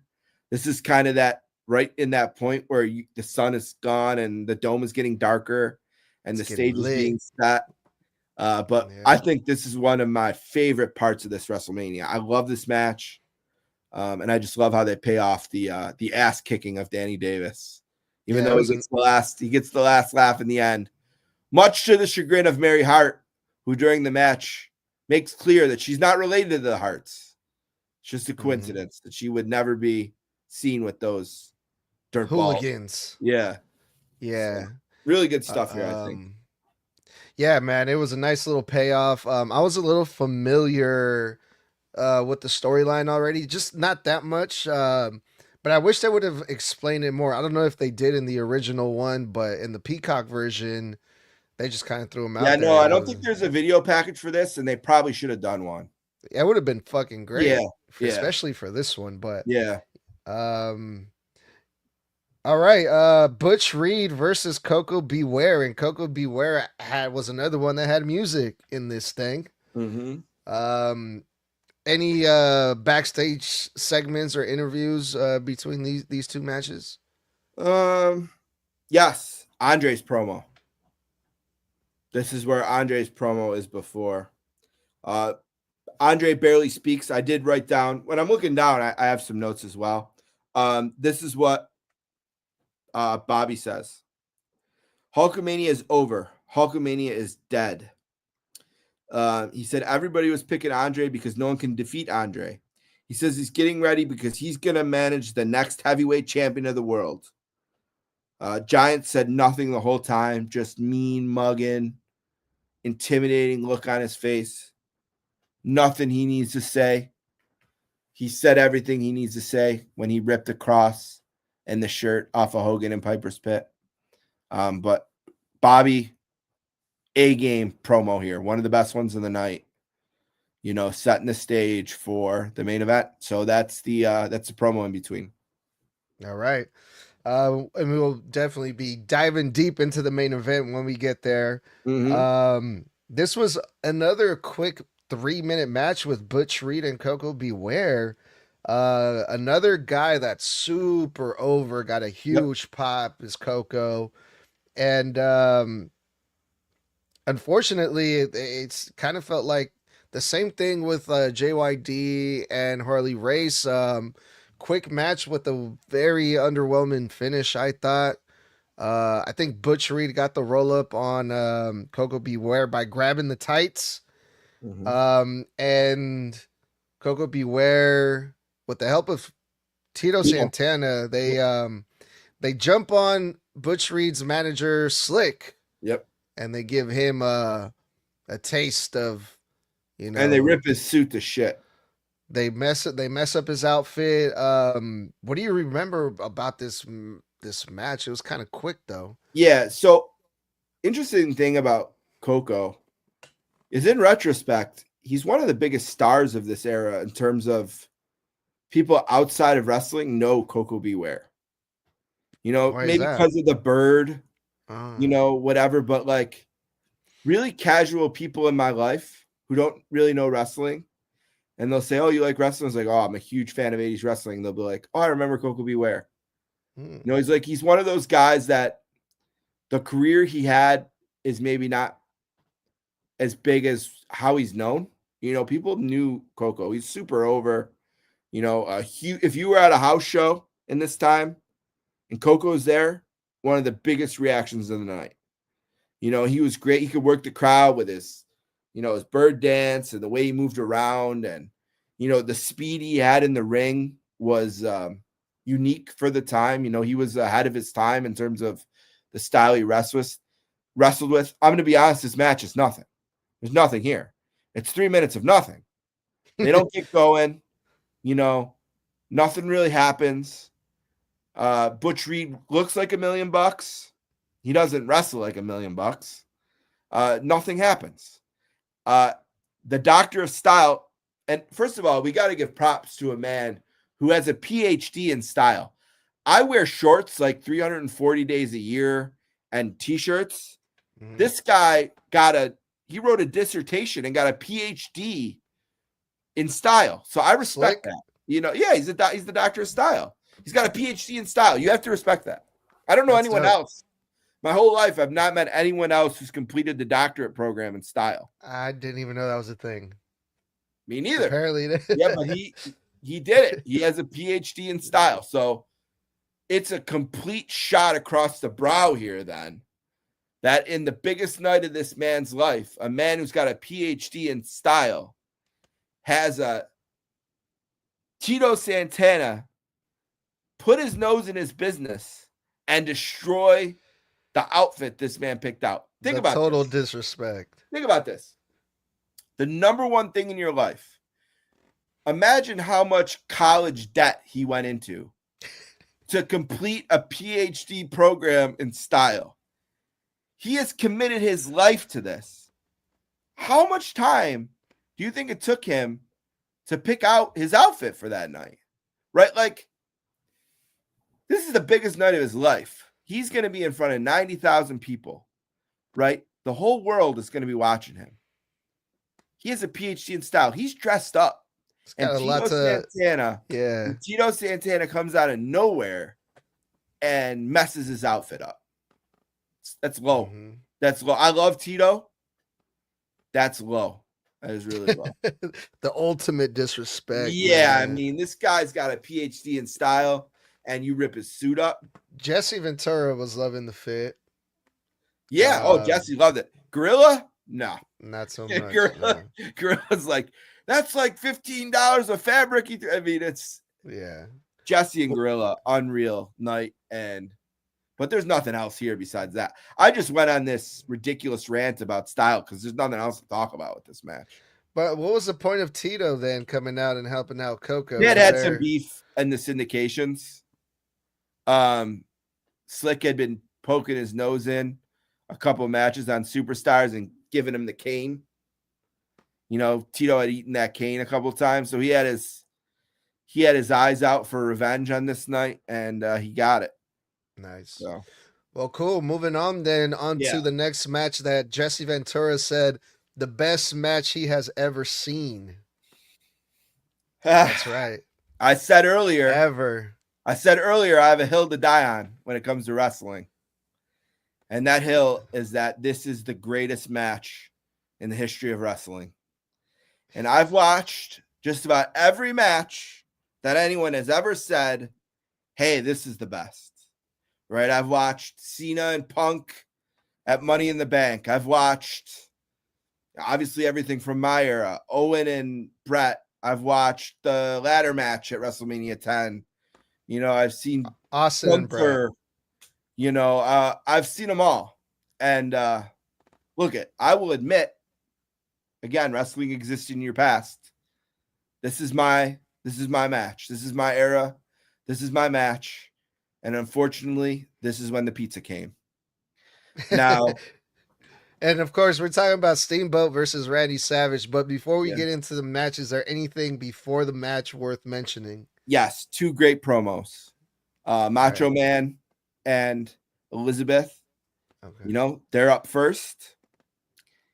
And they cut their promo really well. And then Steamboat and George the Animal Steel then cut theirs. And Steamboat, oh, what a promo. My last opportunity. The minutes, the hours. We have reached our moments. Two Titans will climb into the ring. Just an unbelievable, intense promo by Steamboat.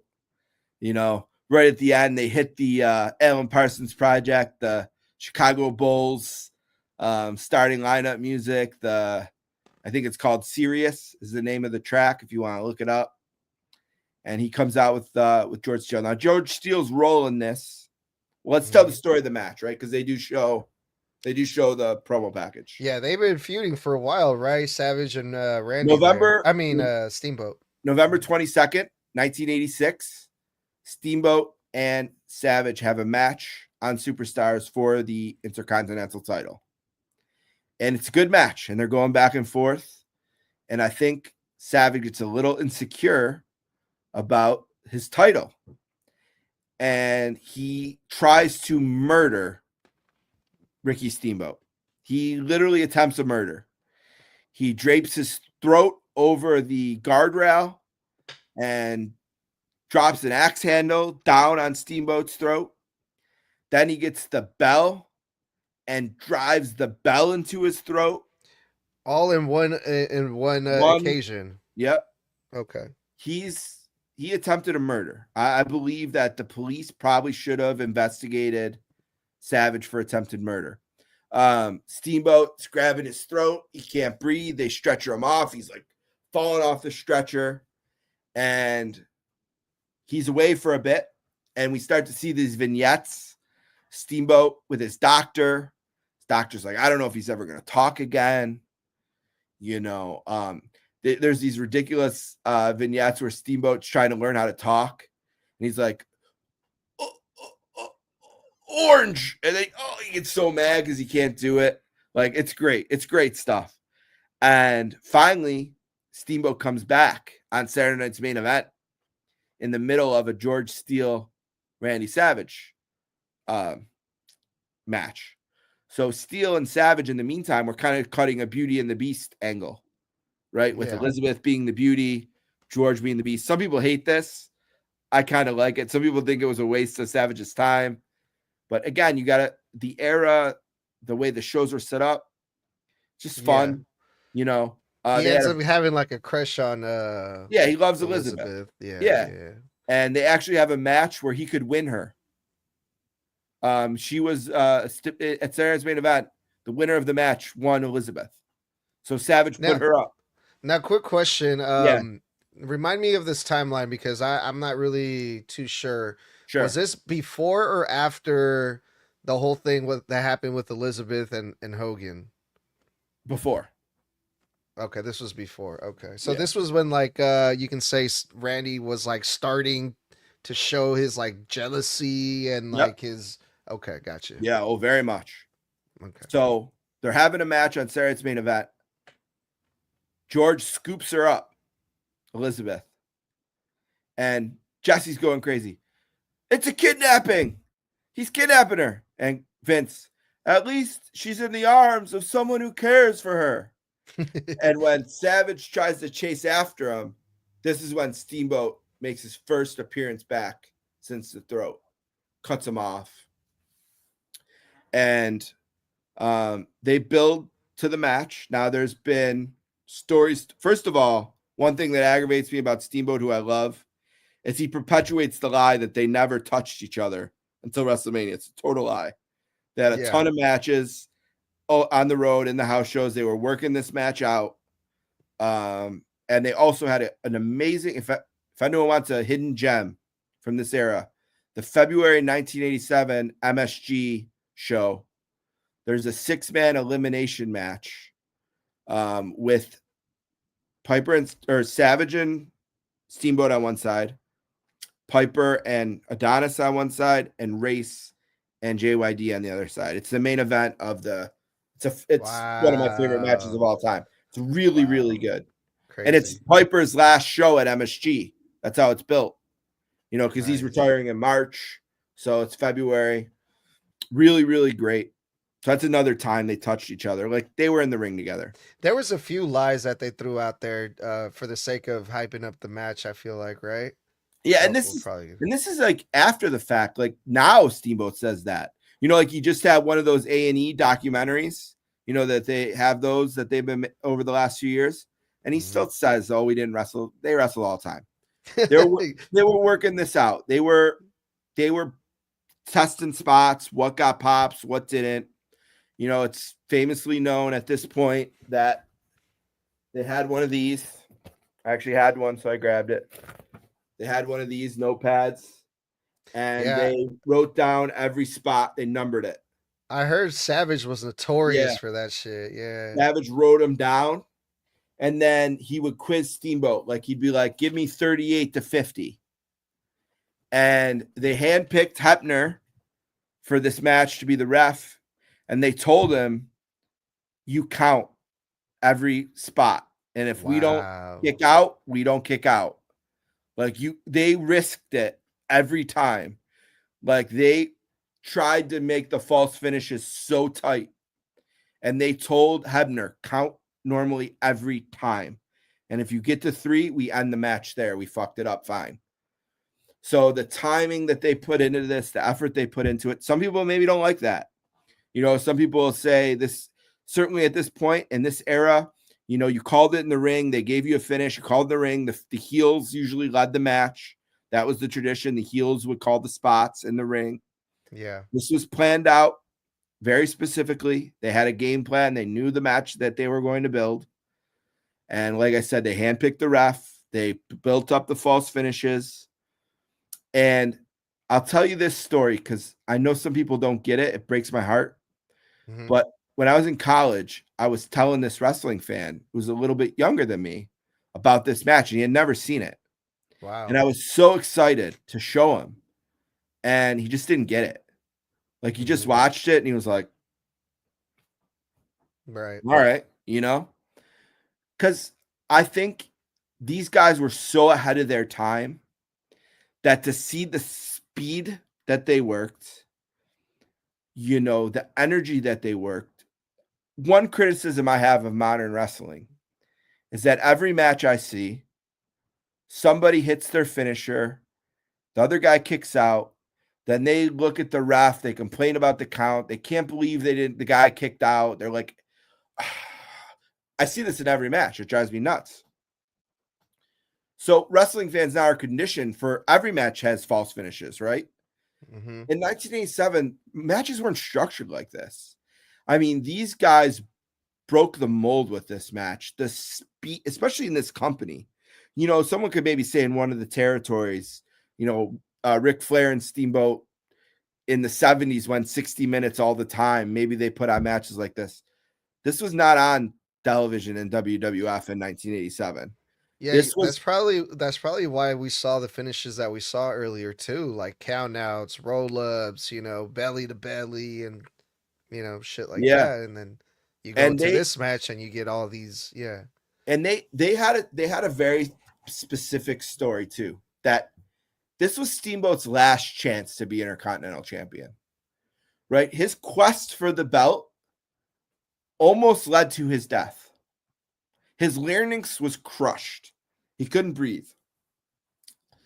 And this was his last chance to accomplish that. So some people say, well, why didn't Steamboat wrestle more aggressively? If he was almost killed, why wasn't he just insane with? Well, because the best way to hurt the Macho Man was to take away the one thing he loved more than even his woman, and that was the Intercontinental Championship. Which he had for over a year. This was a almost 400-day run that he had as champion. He was the champion going in to WrestleMania 2. He's still the champion here in WrestleMania 3. That's his identity. This is the last chance he has to win it. And there is a spot in the beginning where Steamboat slides under, hits the arm drag again, and then grabs him by the throat and holds him up. Yeah. And Hebner counts to 4. And Steamboat throws him down as if to say, no, the title's more important than choking this guy out right now.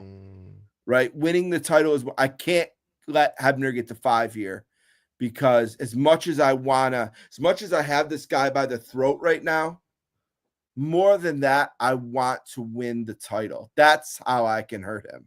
Yeah. And just those arm drags alone too by Steamboat are just they're so sick. That sequence right there in the beginning of the match where he slides underneath, comes up, hits the arm drag, slides back underneath, hits it again. I mean, that's just unbelievable. That's art. You don't see shit like that no more, dude. And that's when wrestling is art. I actually did a podcast with a much younger kid, and we called it Arm Drags. And I forget what his move was, but we named it after an old move and a new move. I forget what his move was. And the idea was I would show him old wrestling. He would show me new wrestling. But like the pace, the crowd, the energy, the night, the moment, they said André and Hogan sold the show and we stole it. Mm-hmm. That's what they did. They went out there in front of 90,000 people and they tore the house down. And it's 15 minutes, which to me is perfect. That's another criticism I have sometimes of newer matches, that people are like, watch this one. It's 5 stars. You're going to like it better. It goes like 30. It's just too long to me. I think they have the perfect amount of time. They tell an amazing story. And then at the end, Savage is going to do it again, right? The ref takes the bump. Savage gets the visual win. He hits the elbow. A beautiful elbow. He's got Steamboat in the middle of the ring. No referee. So he's like, fuck it. I'm going to go get the bell again, and I'm going to do it again. And that's when George comes over and pushes Savage and the bell down. And Gorilla astutely says, I think in case you can't see, the idea is that he hit himself in the head with the bell. And Gorilla hammers that point through. I think Savage might have hit himself in the bell. And that's when then they stand up and Steamboat rolls him up and gets the pin, presumably because Savage is dazed from hitting himself in the head with the bell. That's the story they're telling. And it's maybe sort of hard to see that as he's coming down that he hits himself in the head with the bell, but he does. And then famously, Savage is crying on the cart going back with Elizabeth, and the garbage is getting thrown into the ring, and Elizabeth is trying to console him, and then Steamboat, so exhausted from the victory, has to be carried into the cart by George, and they go back as champion. But to me, it's a masterpiece. It's a story they told from November of 1986 until March of 1987, which is an eternity for this time. And they paid off all of it, ended it with a callback to the original feud with the bell. Yeah. And to me, it's the greatest. And if you said to me, the greatest is Brett and Austin at WrestleMania 13, which by the way is number 2 for me. I love Brett. That's number 2. You said that. I said, okay. Yeah. But it just goes back to what you were saying about the times, I'm sure everyone has a match like this. This is my match. There's never a half a year that goes by I don't watch it. Like something will come up and I'm like, I want to watch it tonight. Like I've seen it more than I've seen the pay-per-view itself. I have the commentary memorized. I have the, the moves, the spots. I mean, it's just, as a wrestling fan, this is my moment. So here's all right. Rank me 1 through 48 right now. Yeah. I can get pretty close. Crazy. Yeah. But here's the real human story of this. So the pizza comes right before this match starts. The pizza. Yes. And my Italian parents, you can't eat in the living room. Like we got plastic on the couch, that the culture, you don't eat in the living room. Right. So my parents are like, okay, we'll put the pizza in the kitchen. You go out in the kitchen.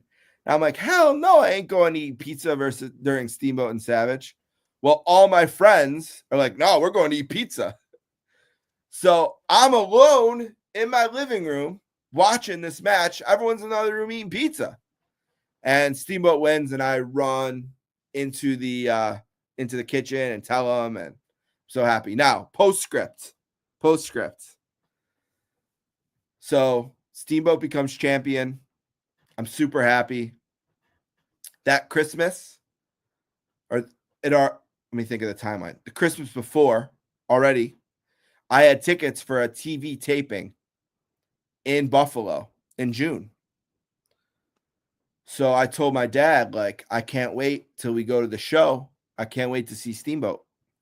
Leading up to the show, they were announcing, there will be an Intercontinental title match at the taping.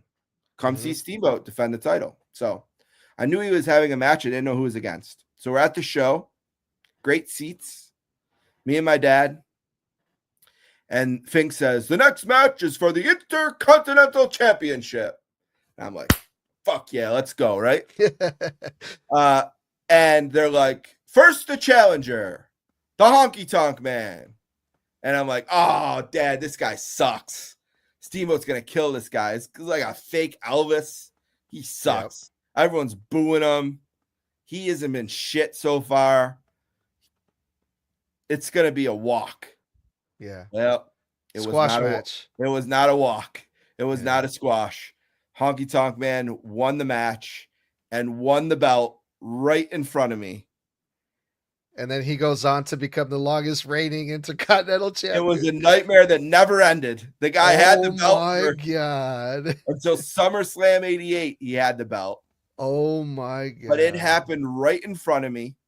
Like I was about 30 feet from where that it was on my side of the ring. He held the rope. I cried for about an hour. Finally, my dad said, why don't we go get a snack? Or he had to buy me a Hulk Rules foam finger and nachos. He was just trying to get me to stop crying. Again, I'm 6. And it's crazy how they would do these big title changes in at a taping. Yeah. And then I went back to school And I said, yeah, I was at wrestling and Steamboat lost the belt. And everyone in my class is like, no, he didn't. Oh, you're that I just guy. watched wrestling yesterday. He didn't lose shit. And I'm Oh, like, no, he lost the belt to Honky Tonk Man. And I was a heel then. My friends were turning on me. They're like, why are you saying this? You love Steamboat. Why are you lying? And I'm like, no, dude. they didn't know. That's fucking He lost. wild, man. So finally, I get myself together, and Hulk comes out for the first time, and I just got the foam finger. So I'm hulking up. I'm marking out here. And he comes out for a snake pit segment. And he's talking to Jake, and then Mr. Fuji shows up with Killer Khan, and Killer Khan spits a bunch of green shit in his face. And I think Hulk is blind now. I'm crying again. And my dad's like, I'm never taking you to wrestling again. All you did was cry all night. Right. I'm like, well, Dad, Steamboat lost the belt, and Hulk might be blind now. Now I'm crying, dude. Yeah. And until it aired. Oh my God. Until it aired, all my friends were against me because they thought I was lying about Steamboat losing. So. Man, that's amazing, dude. I wish wrestling was still like that, man. Yeah. I wish we know everything now, and it kind of ruins a lot of fun of like the fun of it, And when I tell this story around my dad, it's like the one thing he remembers is my confidence. He's like, you thought for sure Steamboat was just going to run through him. Like, he remembers my bravado and my confidence. And I can just remember still to this day, like, just standing there and in disbelief and hearing Fink. I could hear him announcing that there was a new champion. Did you ever find out why they did it like that? Or yeah, so what happened was Steamboat was having a baby and he wanted to go on paternity leave. And he had told Vince about it. And Vince, I guess, had agreed to a certain amount of time. And Steamboat, then when he said, okay, I'm going to take that time, Vince was like, well, no, you have the belt. I can't have the belt off. And he basically told Steamboat, you either have to defend the belt or go on paternity leave. And Steamboat's wife at the time was real insistent, and they decided to give it up, which was pretty much a death blow for him in the company. He wrestled. He stayed until into 88. Then he had the unbelievable 89 with Flair, the 3 Flair matches that are legendary. They're all 5-star Meltzer matches in 89 against Flair. Then he came back with the fire-breathing thing, but it was the peak at WWF, and he gave it up. Originally, supposedly, Butch Reed was the one they were going to give it to, and Butch Reed didn't make it to the taping. He no-showed. He didn't make it for whatever reason, and Hogan and Vince were standing there. What should we do now? And Hogan said, why don't we try and give it? Honky had walked by or something. And Hogan said, why don't we try to give it to Honky? And they said, yeah, let's try that. And then everyone disputes this because in the locker room celebration segment they shot, Butch Reed is in it, but that was shot the next day in Rochester. And he was there in Rochester the next day. So the story checks out. Butch Reed missed it. He decided to go with Honky. And they took the belt off Steamboat because Steamboat was leaving for his son to be born, his son that eventually was a wrestler in the company, but then retired because of a back issue or whatever. Damn, so Butch Reed could have been the longest reigning Intercontinental Champion. Yeah. That's crazy to think about. And it's crazy to think about what the plans would have been, because the one big match that Steamboat had with the title on TV was a Saturday Night's Main Event match against Hercules. And during the match, Macho Man was watching the match and didn't want Hercules to win because he made it clear he wanted to be the one to take the belt off of him. So clearly they had plans for more Steamboat Savage. Now, ironically, they do wrestle at WrestleMania 4 in the second round of the championship tournament. Or they don't. They could have, but they don't. They let Valentine go over because they didn't want to split the crowd because they were putting the belt on Savage that night. So they didn't want Steamboat. But the bracket, Valentine Steamboat winner faces Macho Man. But Was it like a Valentine heel win- versus heel issue? Yeah, face versus face. They didn't Oh, want, okay. because they're about to put the belt on Savage. They didn't want to split the crowd. They didn't want Gotcha. people turning against him. So, but this is the match. This is the moment. This That's is why the I'm one. here. You know, I wanted to talk about this, and for me personally, obviously, it's a full circle moment, because you know it's one of the best stories they ever told. Certainly in a non-main event setting. You know, this is technically like the undercard. And, you know, they told this beautiful story that they took their time with. They started in November of the year before, 86, and they paid it off. And just a beautiful match. It's art. It's art. Fucking amazing. I'm curious, what do you think about? Because like I had a friend, he didn't get it. And I've talked to other people that didn't get it. I don't know if this is the first time you've seen it, getting ready for this. Maybe you've seen it before, whatever. But what do you like? Where do you stand on it? This is the first time I've saw it in its entirety. Like I've seen clips of it, and you know, people talk about it, but this is the first time I actually watched it in one sitting, and I can understand why people think that.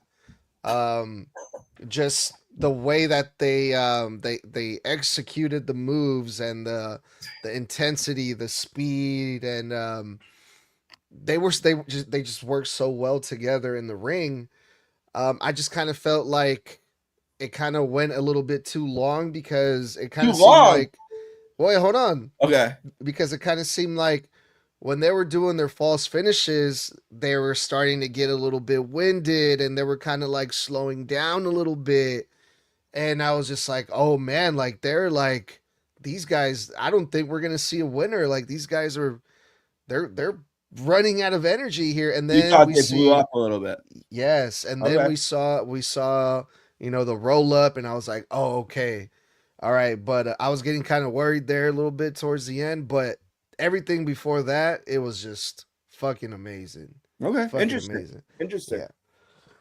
But that's what I saw. But you know, it's one of those matches that I'm going to rewatch. Definitely. Is it 5 stars for you? Be honest, it's okay. No. Now, what's your number one? What's your Steamboat Savage? Like, what's your tell me what in your eyes is a 5-star match, like a no doubter. Damn, that is a good one. I'm gonna have to think about it, dude. Fair enough. I'm not really sure. Yeah. So the interesting thing probably Rock in Austin. Okay, which because I was like, damn, they had like 3, huh? Yeah, 3. They main evented 3 Manias, right? So 15, 17, 19, I believe. I don't remember which one it was specifically. I just remember like where he turns heel. That's Seattle, I think. I think I would say that one because growing up in the Attitude Era, those were the 2 biggest fucking stars. Yeah. Oh yeah. You know, and I was a huge fan of both of them. So seeing both of them, you know, this is who is going to be the best in the world in that time, you know? Yeah. And I wasn't sure, is it Rock or is it Austin? That one was really good. And Austin got him off the top of my head. Right? 2-1 total. I believe Austin so, won 2 yeah. One, yeah. I also love the Attitude Era. And I love Austin, love Rock, love those matches. So, like I said, my second favorite match ever is probably Bret and Austin at WrestleMania 13, you know, with the double turn and the famous picture of Austin bleeding and passing out. You know, that's probably my second favorite. I also really love Bret and Perfect at SummerSlam 91. It's another one of my favorites. There's so many, dude. Man, I'm trying to think. But that's the only one that comes to mind right now. Fair enough. I was just curious. Yeah. Curious. No, yeah. I mean, but then again, like, what 5 stars? That doesn't really mean it. You know, it's just like 5 stars means different things to different people. Yeah. People watch a match, like behind you. You have that picture of Undertaker and Mankind, right? Yeah. For some people, that's a 5-star match. Yeah. Certainly a 5-star moment. I mean, every time I watch them throw them off the top of that thing for the first time, I still cannot even believe they did it. Like, Yeah, and like since I started doing these old school reviews, like I go back and watch old matches that I completely forgot about, and I'm like, wow, that shit was a banger. yeah, That match is fucking cool. Um, so yeah, dude, it's hard to pick just yeah, one, but yeah. And yeah, 5 stars is an arbitrary thing. Like yeah, even the guy who invented it goes up to like 7 or 8 now, which is stupid. yeah, but Yeah, it's definitely up there for yeah. me. This match is definitely up there as one Okay, of the interesting. my favorite I'm glad you greatest enjoyed it. matches ever. Yeah, Yeah, I'm dude. glad you enjoyed it. Um, do you, I think this is a perfect transition to go on to the next match Yeah. here, Steven, because we got Jake the Snake Roberts versus your all-time favorite, the Honky Tonk Man. And did we have anything before this match that you want to mention? One thing. So I got a couple quotes that I wrote down from Steamboat and Savage, one each. That I'll just read real quick, sort of their reaction to the match. So first, Steamboat. He said after the show, Vince would have a big dinner party for all the boys and their wives and family. I do remember a bunch of old timers like Arnold Scollin and Gorilla Monsoon patting us on the back and saying, "God damn, kid, what a match. God, I've never seen anything like that before. My God, how'd you remember all those false finishes? Oh, Jesus, that was a great feeling, especially when you get it from the old timers, even the salty ones. We knew we stole the show that night, but we never thought it would get us the recognition that it did. And it seemed to grow each year and each day and each month. We never thought it would get that big with wrestlers or fans coming up to us and always reminding of that match. Never did it cross our minds about that. Watching it for the first time, I was always trying to stay ahead of what was going to happen next just to test my memory. I was second guessing myself a handful of times thinking, what the hell did we do next? And then I immediately replayed the match again, and it was just like watching a movie. I pulled myself away from the storyline just to watch the actor work. I think by the third time, I just wanted to sit back and watch it as a fan, not as a wrestler or participant. And what it was that drew me in as a fan was it that kept all these fans talking about it? And then I was just able to sit back and relax and enjoy the show. And then quickly, Savage said, that was great working with Ricky, but even more was the rush. It doesn't matter who you're working against when you have 93 plus in the Silverdome. That was incredible. It can never be equaled as far as a rush going down to the ring. You can be wrestling on television in front of zillions of people around the world, but they're not there in the building. Ricky and myself, I think we were in our prime, peak condition then. Everything just worked. We had good chemistry in the ring, and it flowed together. Fans ask me about that match all the time, and I really appreciate it too, because it's really flattering, not to be forgotten, to be true, but to be remembered. And the last thing about this, and then we can move on, I promise, is that Savage's brother, Leaping Lanny, God rest his soul, obviously lived a lot longer than Macho Man and lived into the kind of shoot era. And he talked about this match a lot. And one thing he said is that as much of a blessing as it was for Macho Man, it was also a curse, because from that point forward, he wanted to top it. And that was his obsession as a perfectionist that he was in the ring.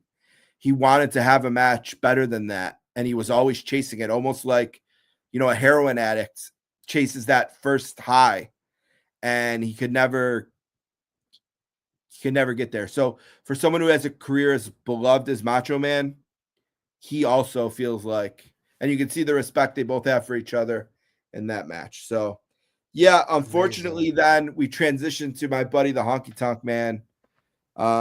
We have Alice Cooper here, who's a heavy metal rock and roll star, was pretty big around this time. He's from Detroit. He's sort of the Eminem of Detroit in the 80s, right? If you got a big show in Detroit at this time, you either call Alice Cooper or maybe Bob Seger. But I don't know if Bob Seger's a wrestling guy. But his gimmick, Alice Cooper, is sort of that he's a snake-loving, dragon-breathing, blood-sucking rock and roller. Like his music is sort of like Kiss, where it's more of a show. He put on like a stage show. So he's perfect here, and he's with Jake, and they wrestle Honky. And this had built on the snake pit and has a famous moment where Honky hits Jake with a guitar. Yeah. And Jake basically blames everything that happened in his life on that the guitar wasn't gimmicked right. that he hurt his neck, that it Legitimately. started to spiral into addiction. Honky says, look, the guitar was so gimmicked that the boys were playing with it in the back, and I had to take it away because I was afraid it was going to fall apart. Now, the thing did explode into a billion pieces. So I think that sort of gives Honky's side a little bit of credibility. I don't know. But it's a big moment in Jake's life that he says basically started a downfall for him. Wow. And it's a big, big match, I think, for Honky, who had just had something that they called the vote of confidence. I don't know if you know about this, but Honky originally was a failing face. Like, they brought him in. He was going to do the Elvis gimmick. He was going to be a face. And Jesse the Ventura came up with an idea. Why don't we have the crowd vote on if they want to cheer you or boo you? And obviously it's a rigged vote. They had a vote, but they weren't counting it, right? Like, so then they said, oh, Honky, it was unanimous. And he thinks like they were for him, but they're against you. So that's where he ran with the gimmick of like, they just want to see me dance. They just want to see me sing. He was trolling, and he's so good at it. I got to admit, like, he was so hateable. Like, I forget the Steamboat stuff. I want to just punch his face every time I saw him. Yeah, that you answered my question. You answered my question earlier. I was like, what did you think about the gimmick? Obviously, you didn't like it. You made that pretty clear, but like, so but I was supposed to not like it. Yeah, okay. Yeah. Gotcha. You know what I mean? Like, respect. Like, you did it perfectly. Is that why you think it led to him having such a long title reign? Because he was just getting heat. And he was so good at, look at everyone, every time he defended the title, every fan in the crowd thought, this guy's better than him. This guy's going to beat him. And one way or another, he weaseled out of there with the belt every time. Right? Like, we got a comment here by JBW, says his favorite match was Steamboat versus Macho Man. Awesome. Yeah. I'm with you, brother. Hopefully I did the match justice with describing it. But yeah, I think, like, again, I didn't like it, but I wasn't supposed to. It was the kayfabe, I didn't like it, right? Like, the guy disgusted me. He was sucked. He was a bum, but somehow he slithered away, and he does it here, right? Somehow here he manages to get Jake to slip on the banana peel, and gets the win, cheating, feet up in the corner, and then poor Jimmy doesn't make it out of there alive. Jimmy with some more collateral damage, like Raw the other night. He's got to eat the snake here, and Jake's got him in the kind of locked up, and Alice scares the shit out of poor little Jimmy. Alice Hart was really, really comfortable handling. Yeah. Oh yeah. That was his gimmick. So I think this is a really good match that I think is in a really bad spot. Right? It's really hard to be any of the matches that are in between Steamboat Savage and Andre and Hulk. And this one is right after Steamboat Savage. Like, everyone in the crowd has never seen a match like that. Because that's true. Like, they were so ahead of their time. People are still just like, what did I just see?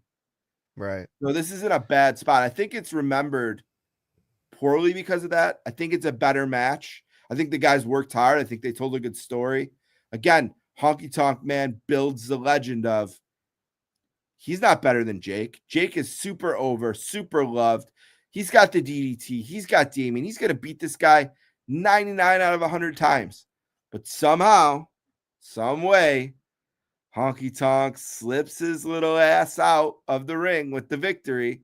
Yeah. And leaves poor Jimmy. Leaves poor Jimmy to bear the brunt of the frustrations of Jake and Alice. So I think another beautiful piece of business here by the company. I think they're having a great night. I think they're booking this to perfection. It's been amazing. It's been amazing. The stories that they've been telling so far, the matches that they're having.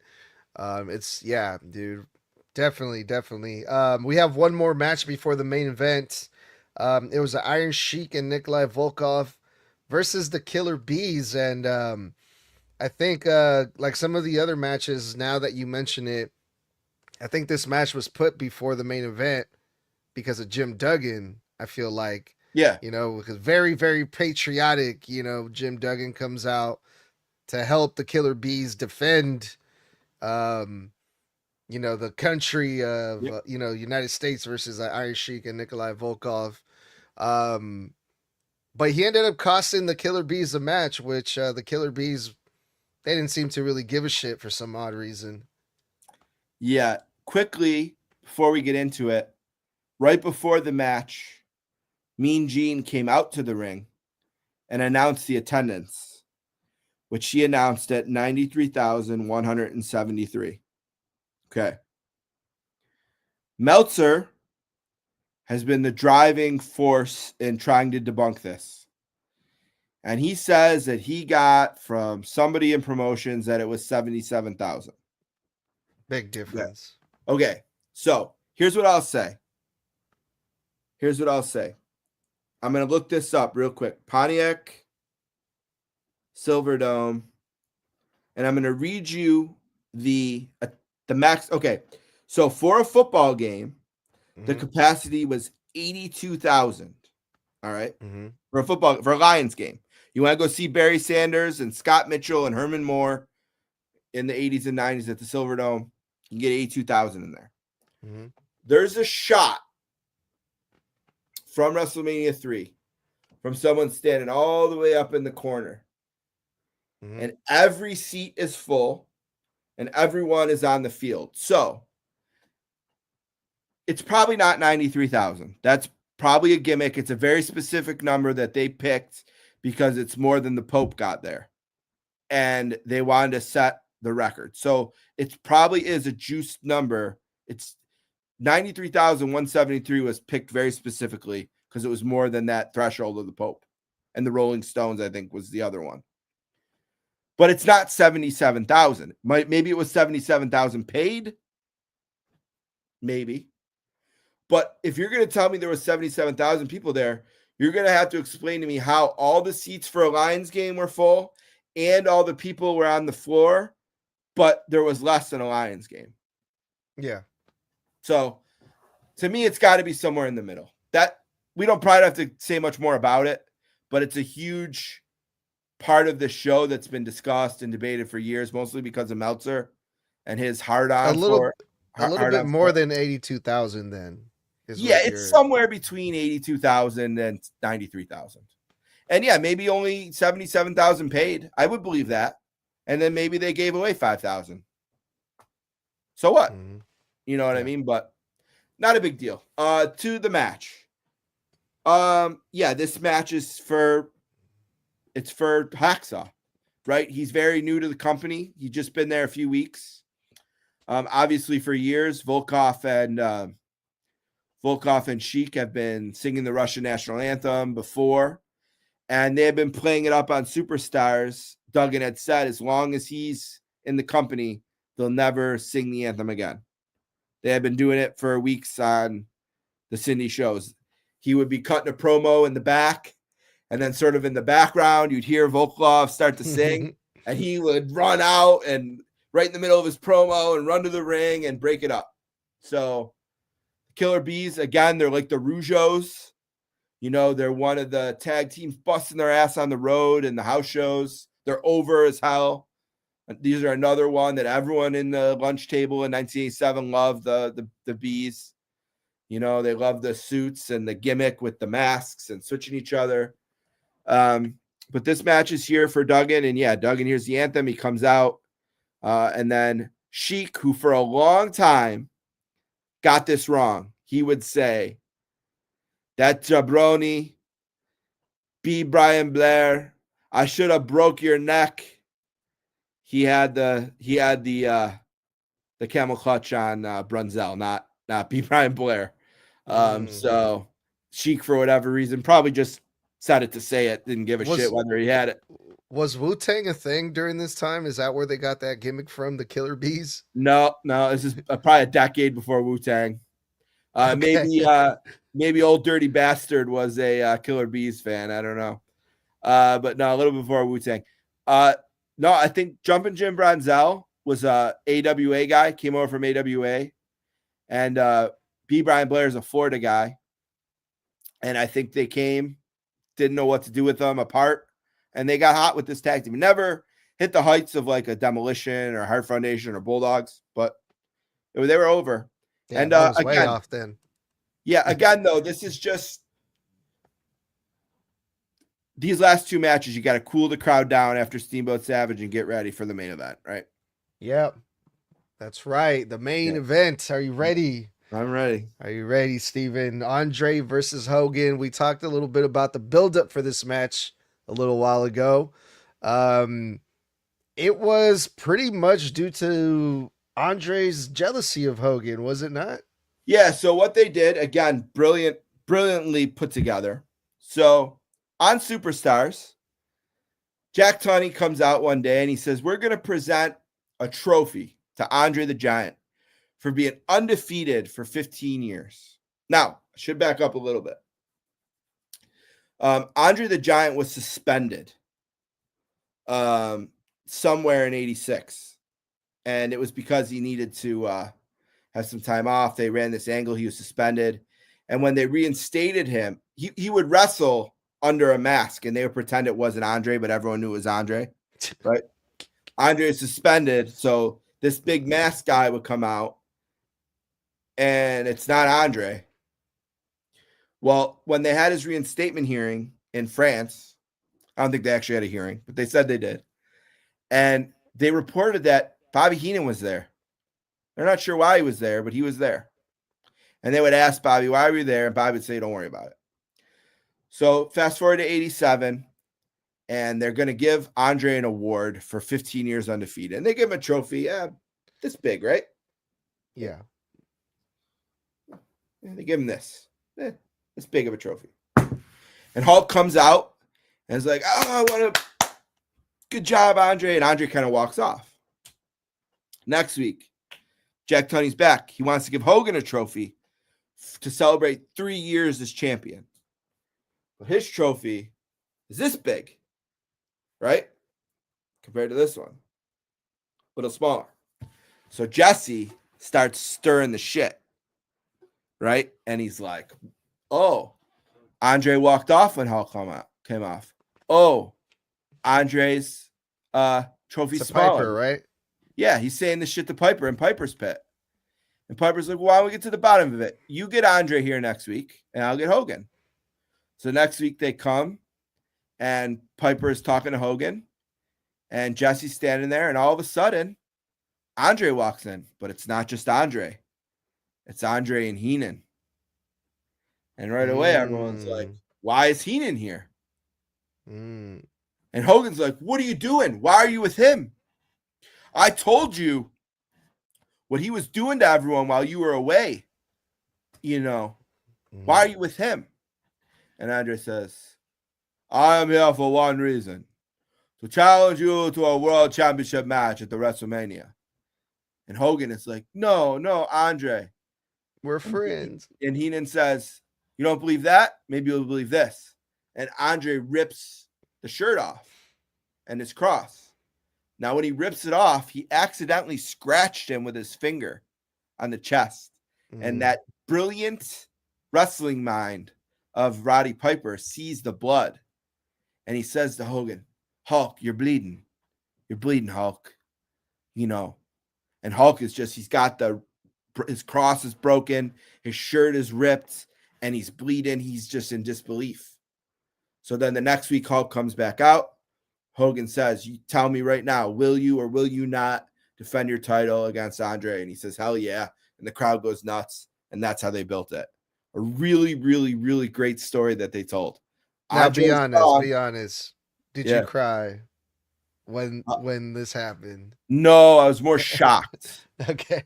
It was more of a shocked moment. Like, yeah. And then fear. Because I didn't know if Hogan could beat André. So it was The shock, the and then it whole was fear. 15-year streak, that wasn't true, right? No. Okay. But I believed it. Everybody believed it. Oh yeah, you can definitely believe that. Yeah. No one can take down the Giant for Yeah. sure. Yeah.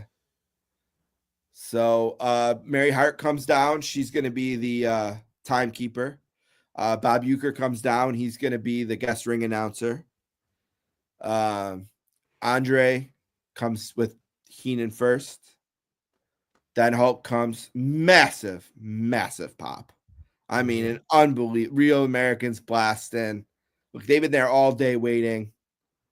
You know, it's what everybody came for. Like Steamboat and Savage said, they sold the house. Everyone was there for this. It's the biggest match in the history of the business at this point. You can argue it's the biggest match in the history of the business ever. You can make that argument. And then I think the brilliance of the stare down in the beginning with the flash bulbs going off all over, and they're just standing there. And Hulk looks small. Like Hulk looks small. And, you know, Gorilla, the irresistible force versus the immovable object, you know, and they push and they shove, and they stood there just long enough for everyone to get it, for it to be a moment. You know, like here they were, Hulk and Andre together in the middle of the ring. Bobby's outside. The hype is over. You know, it's like if Jordan and LeBron could have a one-on-one, or Messi and Ronaldo, you know, or whatever, Tom Brady versus Peyton Manning, or whatever sports analogy you want to make. The two greats are together and we're going to figure it out. You know, Mike Tyson versus Muhammad Ali, if they could have boxed each other, you know, and they create a moment right off the bat, and then a brilliant spot, which they exploit later, where Hogan tries for an early slam, doesn't get it, and it's a 2 count. Hulk gets out. Barely. Andre thinks he's got him, and Bobby thinks he's got him. And they brilliantly, again, in retrospect, after the fact, use that to squeeze another 12 months out of this feud, because Andre now has, you didn't beat me. I beat you. I got screwed, you know. Now, during this match, I noticed that, like, I know Andre's a big dude, but he was like moving really, really slow. Was this like during the time where he was like struggling and shit? He was. And he had a back surgery. And he had an ankle injury. He actually was on David Letterman. If you search David Letterman, André the Giant, he had shattered his ankle, and they have his cast, and his cast is like the size of my leg. That's crazy. So he had his issues. The sad thing I think about it is Andre was actually pretty good in the ring once upon a time. You know, when they wrestled, Hulk and Andre wrestled Hulk's heel run in the company before he did Rocky 3 and left. Andre could move. Andre was a good athlete in the ring. And people don't know that because his biggest matches were when, unfortunately, because of his size and his health, he had sort of deteriorated. But, you know, I think they get a decent match here. Like, I think, Andre's slow. And if you watch this match and Steamboat and Savage together, you could see the pace difference, right? But they tell a different story. You know, they tell the story of Hulk just can't get him down, you know, and Andre's just sort of weighing on Hulk. He's the long bear hug spot, which is a little too long, right? And it gets so desperate that, like, Hulk is peeling the ring apron up and he's trying to backdrop him. Like, he's got him just in a headspace where he doesn't know what to do.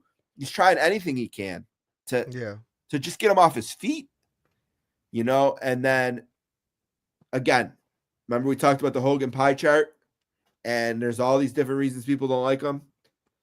Hulk is still saying to this day he didn't know if Andre was going to put him over. Yeah. Stop, Hulk. We all knew. Anyone who knew Hulk is winning that night, right? Like, as fans in kayfabe, we had no clue if he could beat him. But Vince McMahon knew, and Hulk knew, and Andre knew, and Bobby knew. They knew what the business they were going to do was going to be that night. Yeah. And, famously, Hulk says that he comes up and Hulk says, "Slam me." And Hulk slams him in the middle of the ring and drops the leg. Which, by the way, they also said that he's never been slammed before, which is also not true. Nope. Yeah.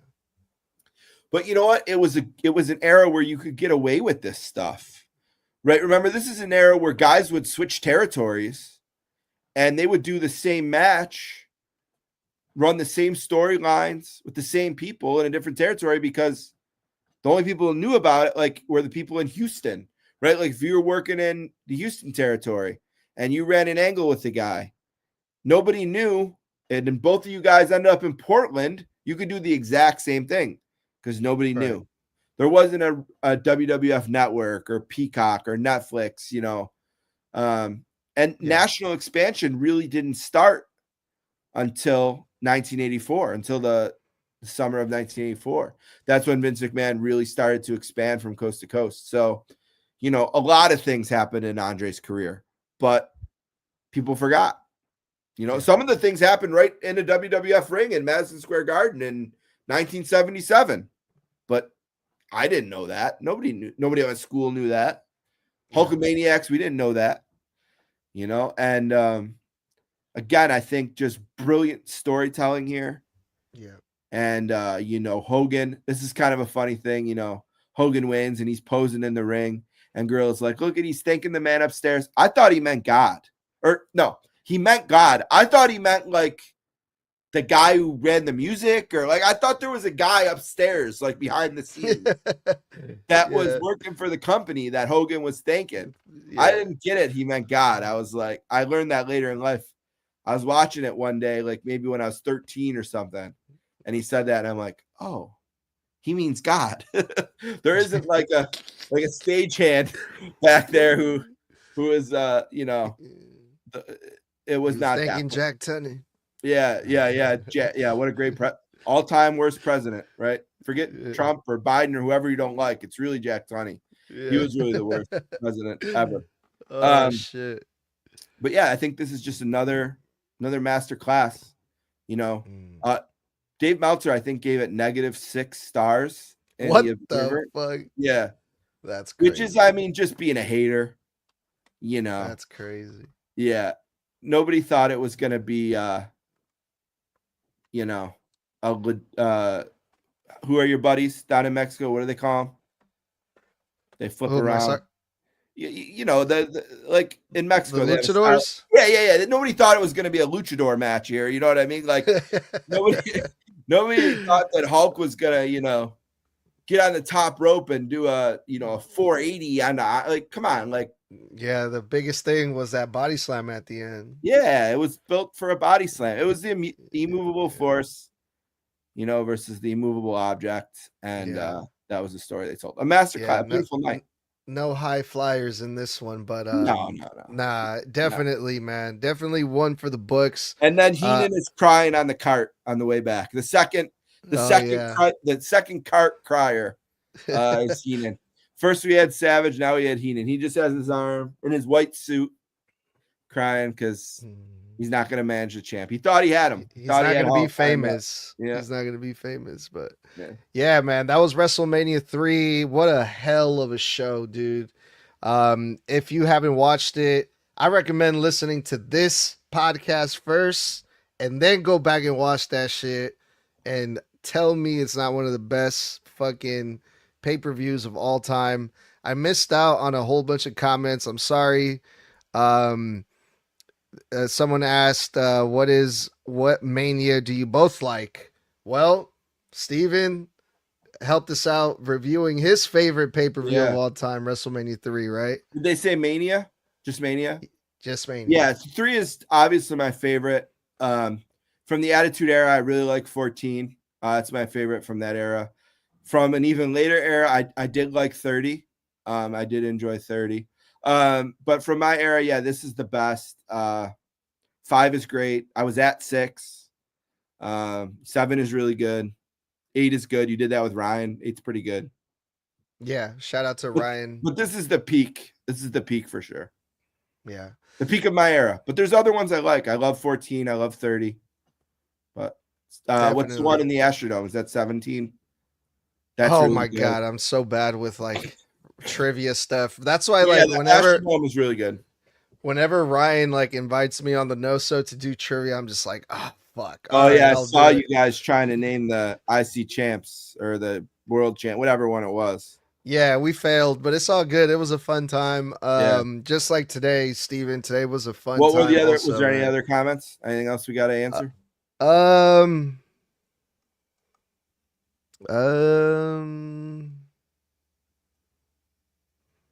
they said their other favorite match, this is from JBW, was don't forget about Hercules versus Billy Jack Haynes. And we gave that match, we gave it some time for sure.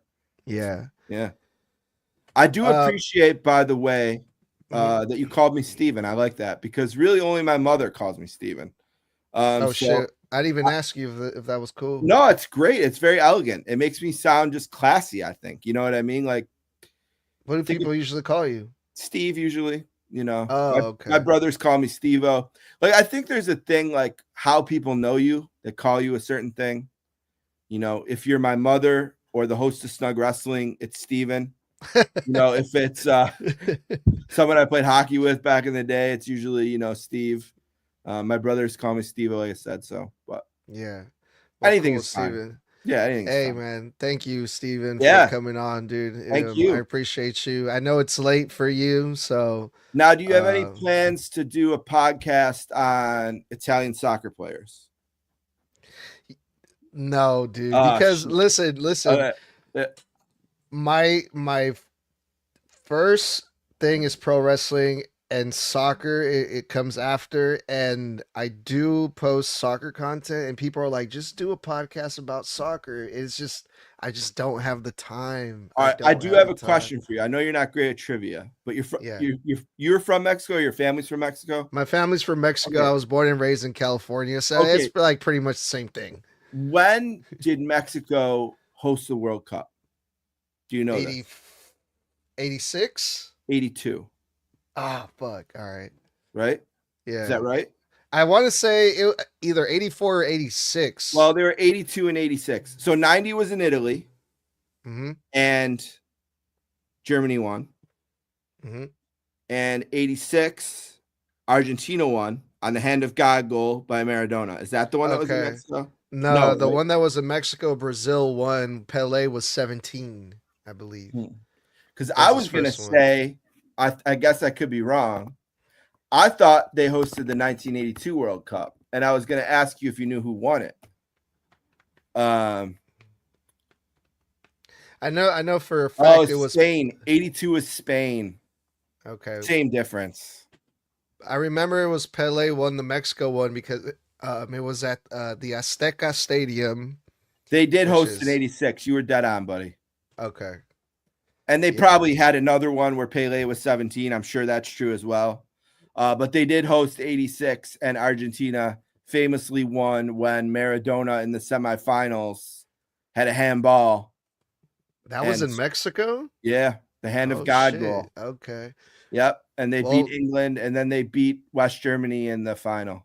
They're about to host in 2026. Yeah, we're all hosting, right? Yeah. Now, I've enjoyed this, okay? And I'd love to come back on another one, talk about another pay-per-view from my era. But if Italy does not qualify for the World Cup this year, because qualification is this year, you probably won't be able to have me because I jumped off my roof. So I just want to apologize in advance. They didn't make it to the last one. They haven't made it to the last two. Yeah. Italy has not played a game in the knockouts of the World Cup since the 2006 final. We got eliminated in the group in 2010. We got eliminated the group in 2014. We didn't make it in 18, and we didn't make it in 22. And both of those are for two different reasons.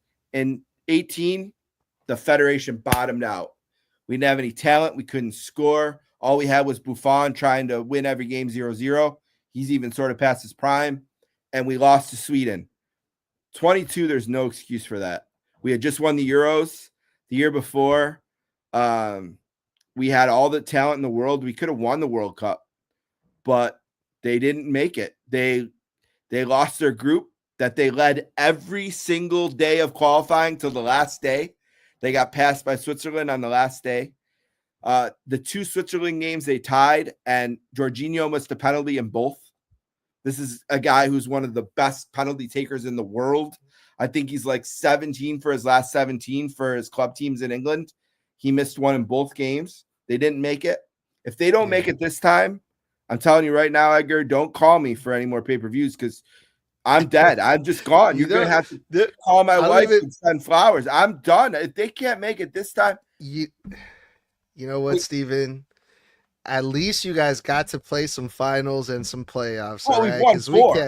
we won 4. We can't make it past like round 2 or 3. Like, you see our patch here, right? Like, you see this? Yeah. Now, I don't know why, but for some reason, Adidas didn't put our 4 stars over the top here. But we've won 4 World Cups. We haven't qualified since 2000. How old were you in 2014? I was born in 91, so what, 13? We haven't been in the World Cup since you were 13, bro. Yeah. And we won a Euros in between there. I know, man. Oh, look at here. I should have shown this one. Look at. Wait. Yeah. 1, 2, 1, 1. I have a pretty nice old school Italy jersey too, and like I wear it in my streams, and people think I'm Italian. Like, I can see that. Yeah, I can see that. Because you got the dark hair, you got the dark beard. I mean, to me, you do look Latin. Like I know the difference though, right? Because I'm Italian. And then they start typing at me in like Italian, and I'm just like, I can read some of it because it's like a little similar to Spanish. It's close to Spanish, yeah. I'm like, sorry, y'all. Sorry to disappoint y'all, but yeah. All right. Nah, dude, I wish I could do some soccer podcasting, dude, but all this wrestling stuff takes up all my time, man. But fair enough. I am gonna stream some of the soccer games that the Mexican League starts this weekend again. So if you're ever on, what was your club again? Tell me one more time. Chivas from Guadalajara. Okay, I'm gonna find, out of respect to you and giving me this time, I want to watch a Chivas match. Where are the games aired? Are they on Paramount or like are they anywhere? Can you watch this league anywhere? Their home games are on Peacock. Okay, yeah, perfect. So you can find them on Peacock. I have Peacock. Games. I will watch them play for you out of respect, and I'll give you a full report on the team. Is it all Mexicans in the Mexican League pretty much? No. There's all over the world except Chivas is the only club in the whole entire league that only has Mexicans. Good. They should never change. That's one thing that makes me so angry about Serie A is these Italian clubs. There's not enough Italians. Like AC Milan, one of the most historic Italian clubs. And I know we've already gone 2.5 hours and you might cut this. That's fine. But they just played the Supercoppa, which is a domestic cup, and started no Italians in the final. Like it's a disgrace. A disgrace. Yeah, some people hate that shit. Some people are like, no, they hate Chivas for doing it. They're like, oh, that's racist. No, that's why? I'm just like, why? No. Yeah. They're the only team that does it. Good for them. That's already my favorite team. Already my favorite team. Yeah. Yeah. That's what's up. No. And you know what? Like Mexico's league, their number one objective should be to develop players for the Mexican national team so they can win the World Cup one day. That should be their number one objective. You know, have a domestic league, make money, of course, and develop Mexican soccer players, whether it's for them to move on and play in Europe or other leagues in South America, whatever they can do to have the best national team.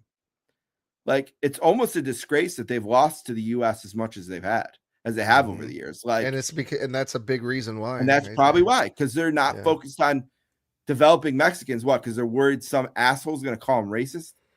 Fuck that. Yeah. But last thing I'm going to say. There's a 16-year-old Italian. His name is Francesco Camarda, and he is a gift from God. He is the best 2008 born soccer player in the world, and it's not close. I can't say he's Yamal because Yamal has done it at a level that Camarda hasn't yet. But Right. Yamal is also about 11 years older or 11 months older than him, which is a lot when you're 16, right? Like 11 months is a lot. Like Yamal was with Barcelona, Camarda is with AC Milan. Okay. And he last summer was the best player in the under 17 Euros and the under 19 Euros. He is the youngest player to ever have an assist in the Champions League.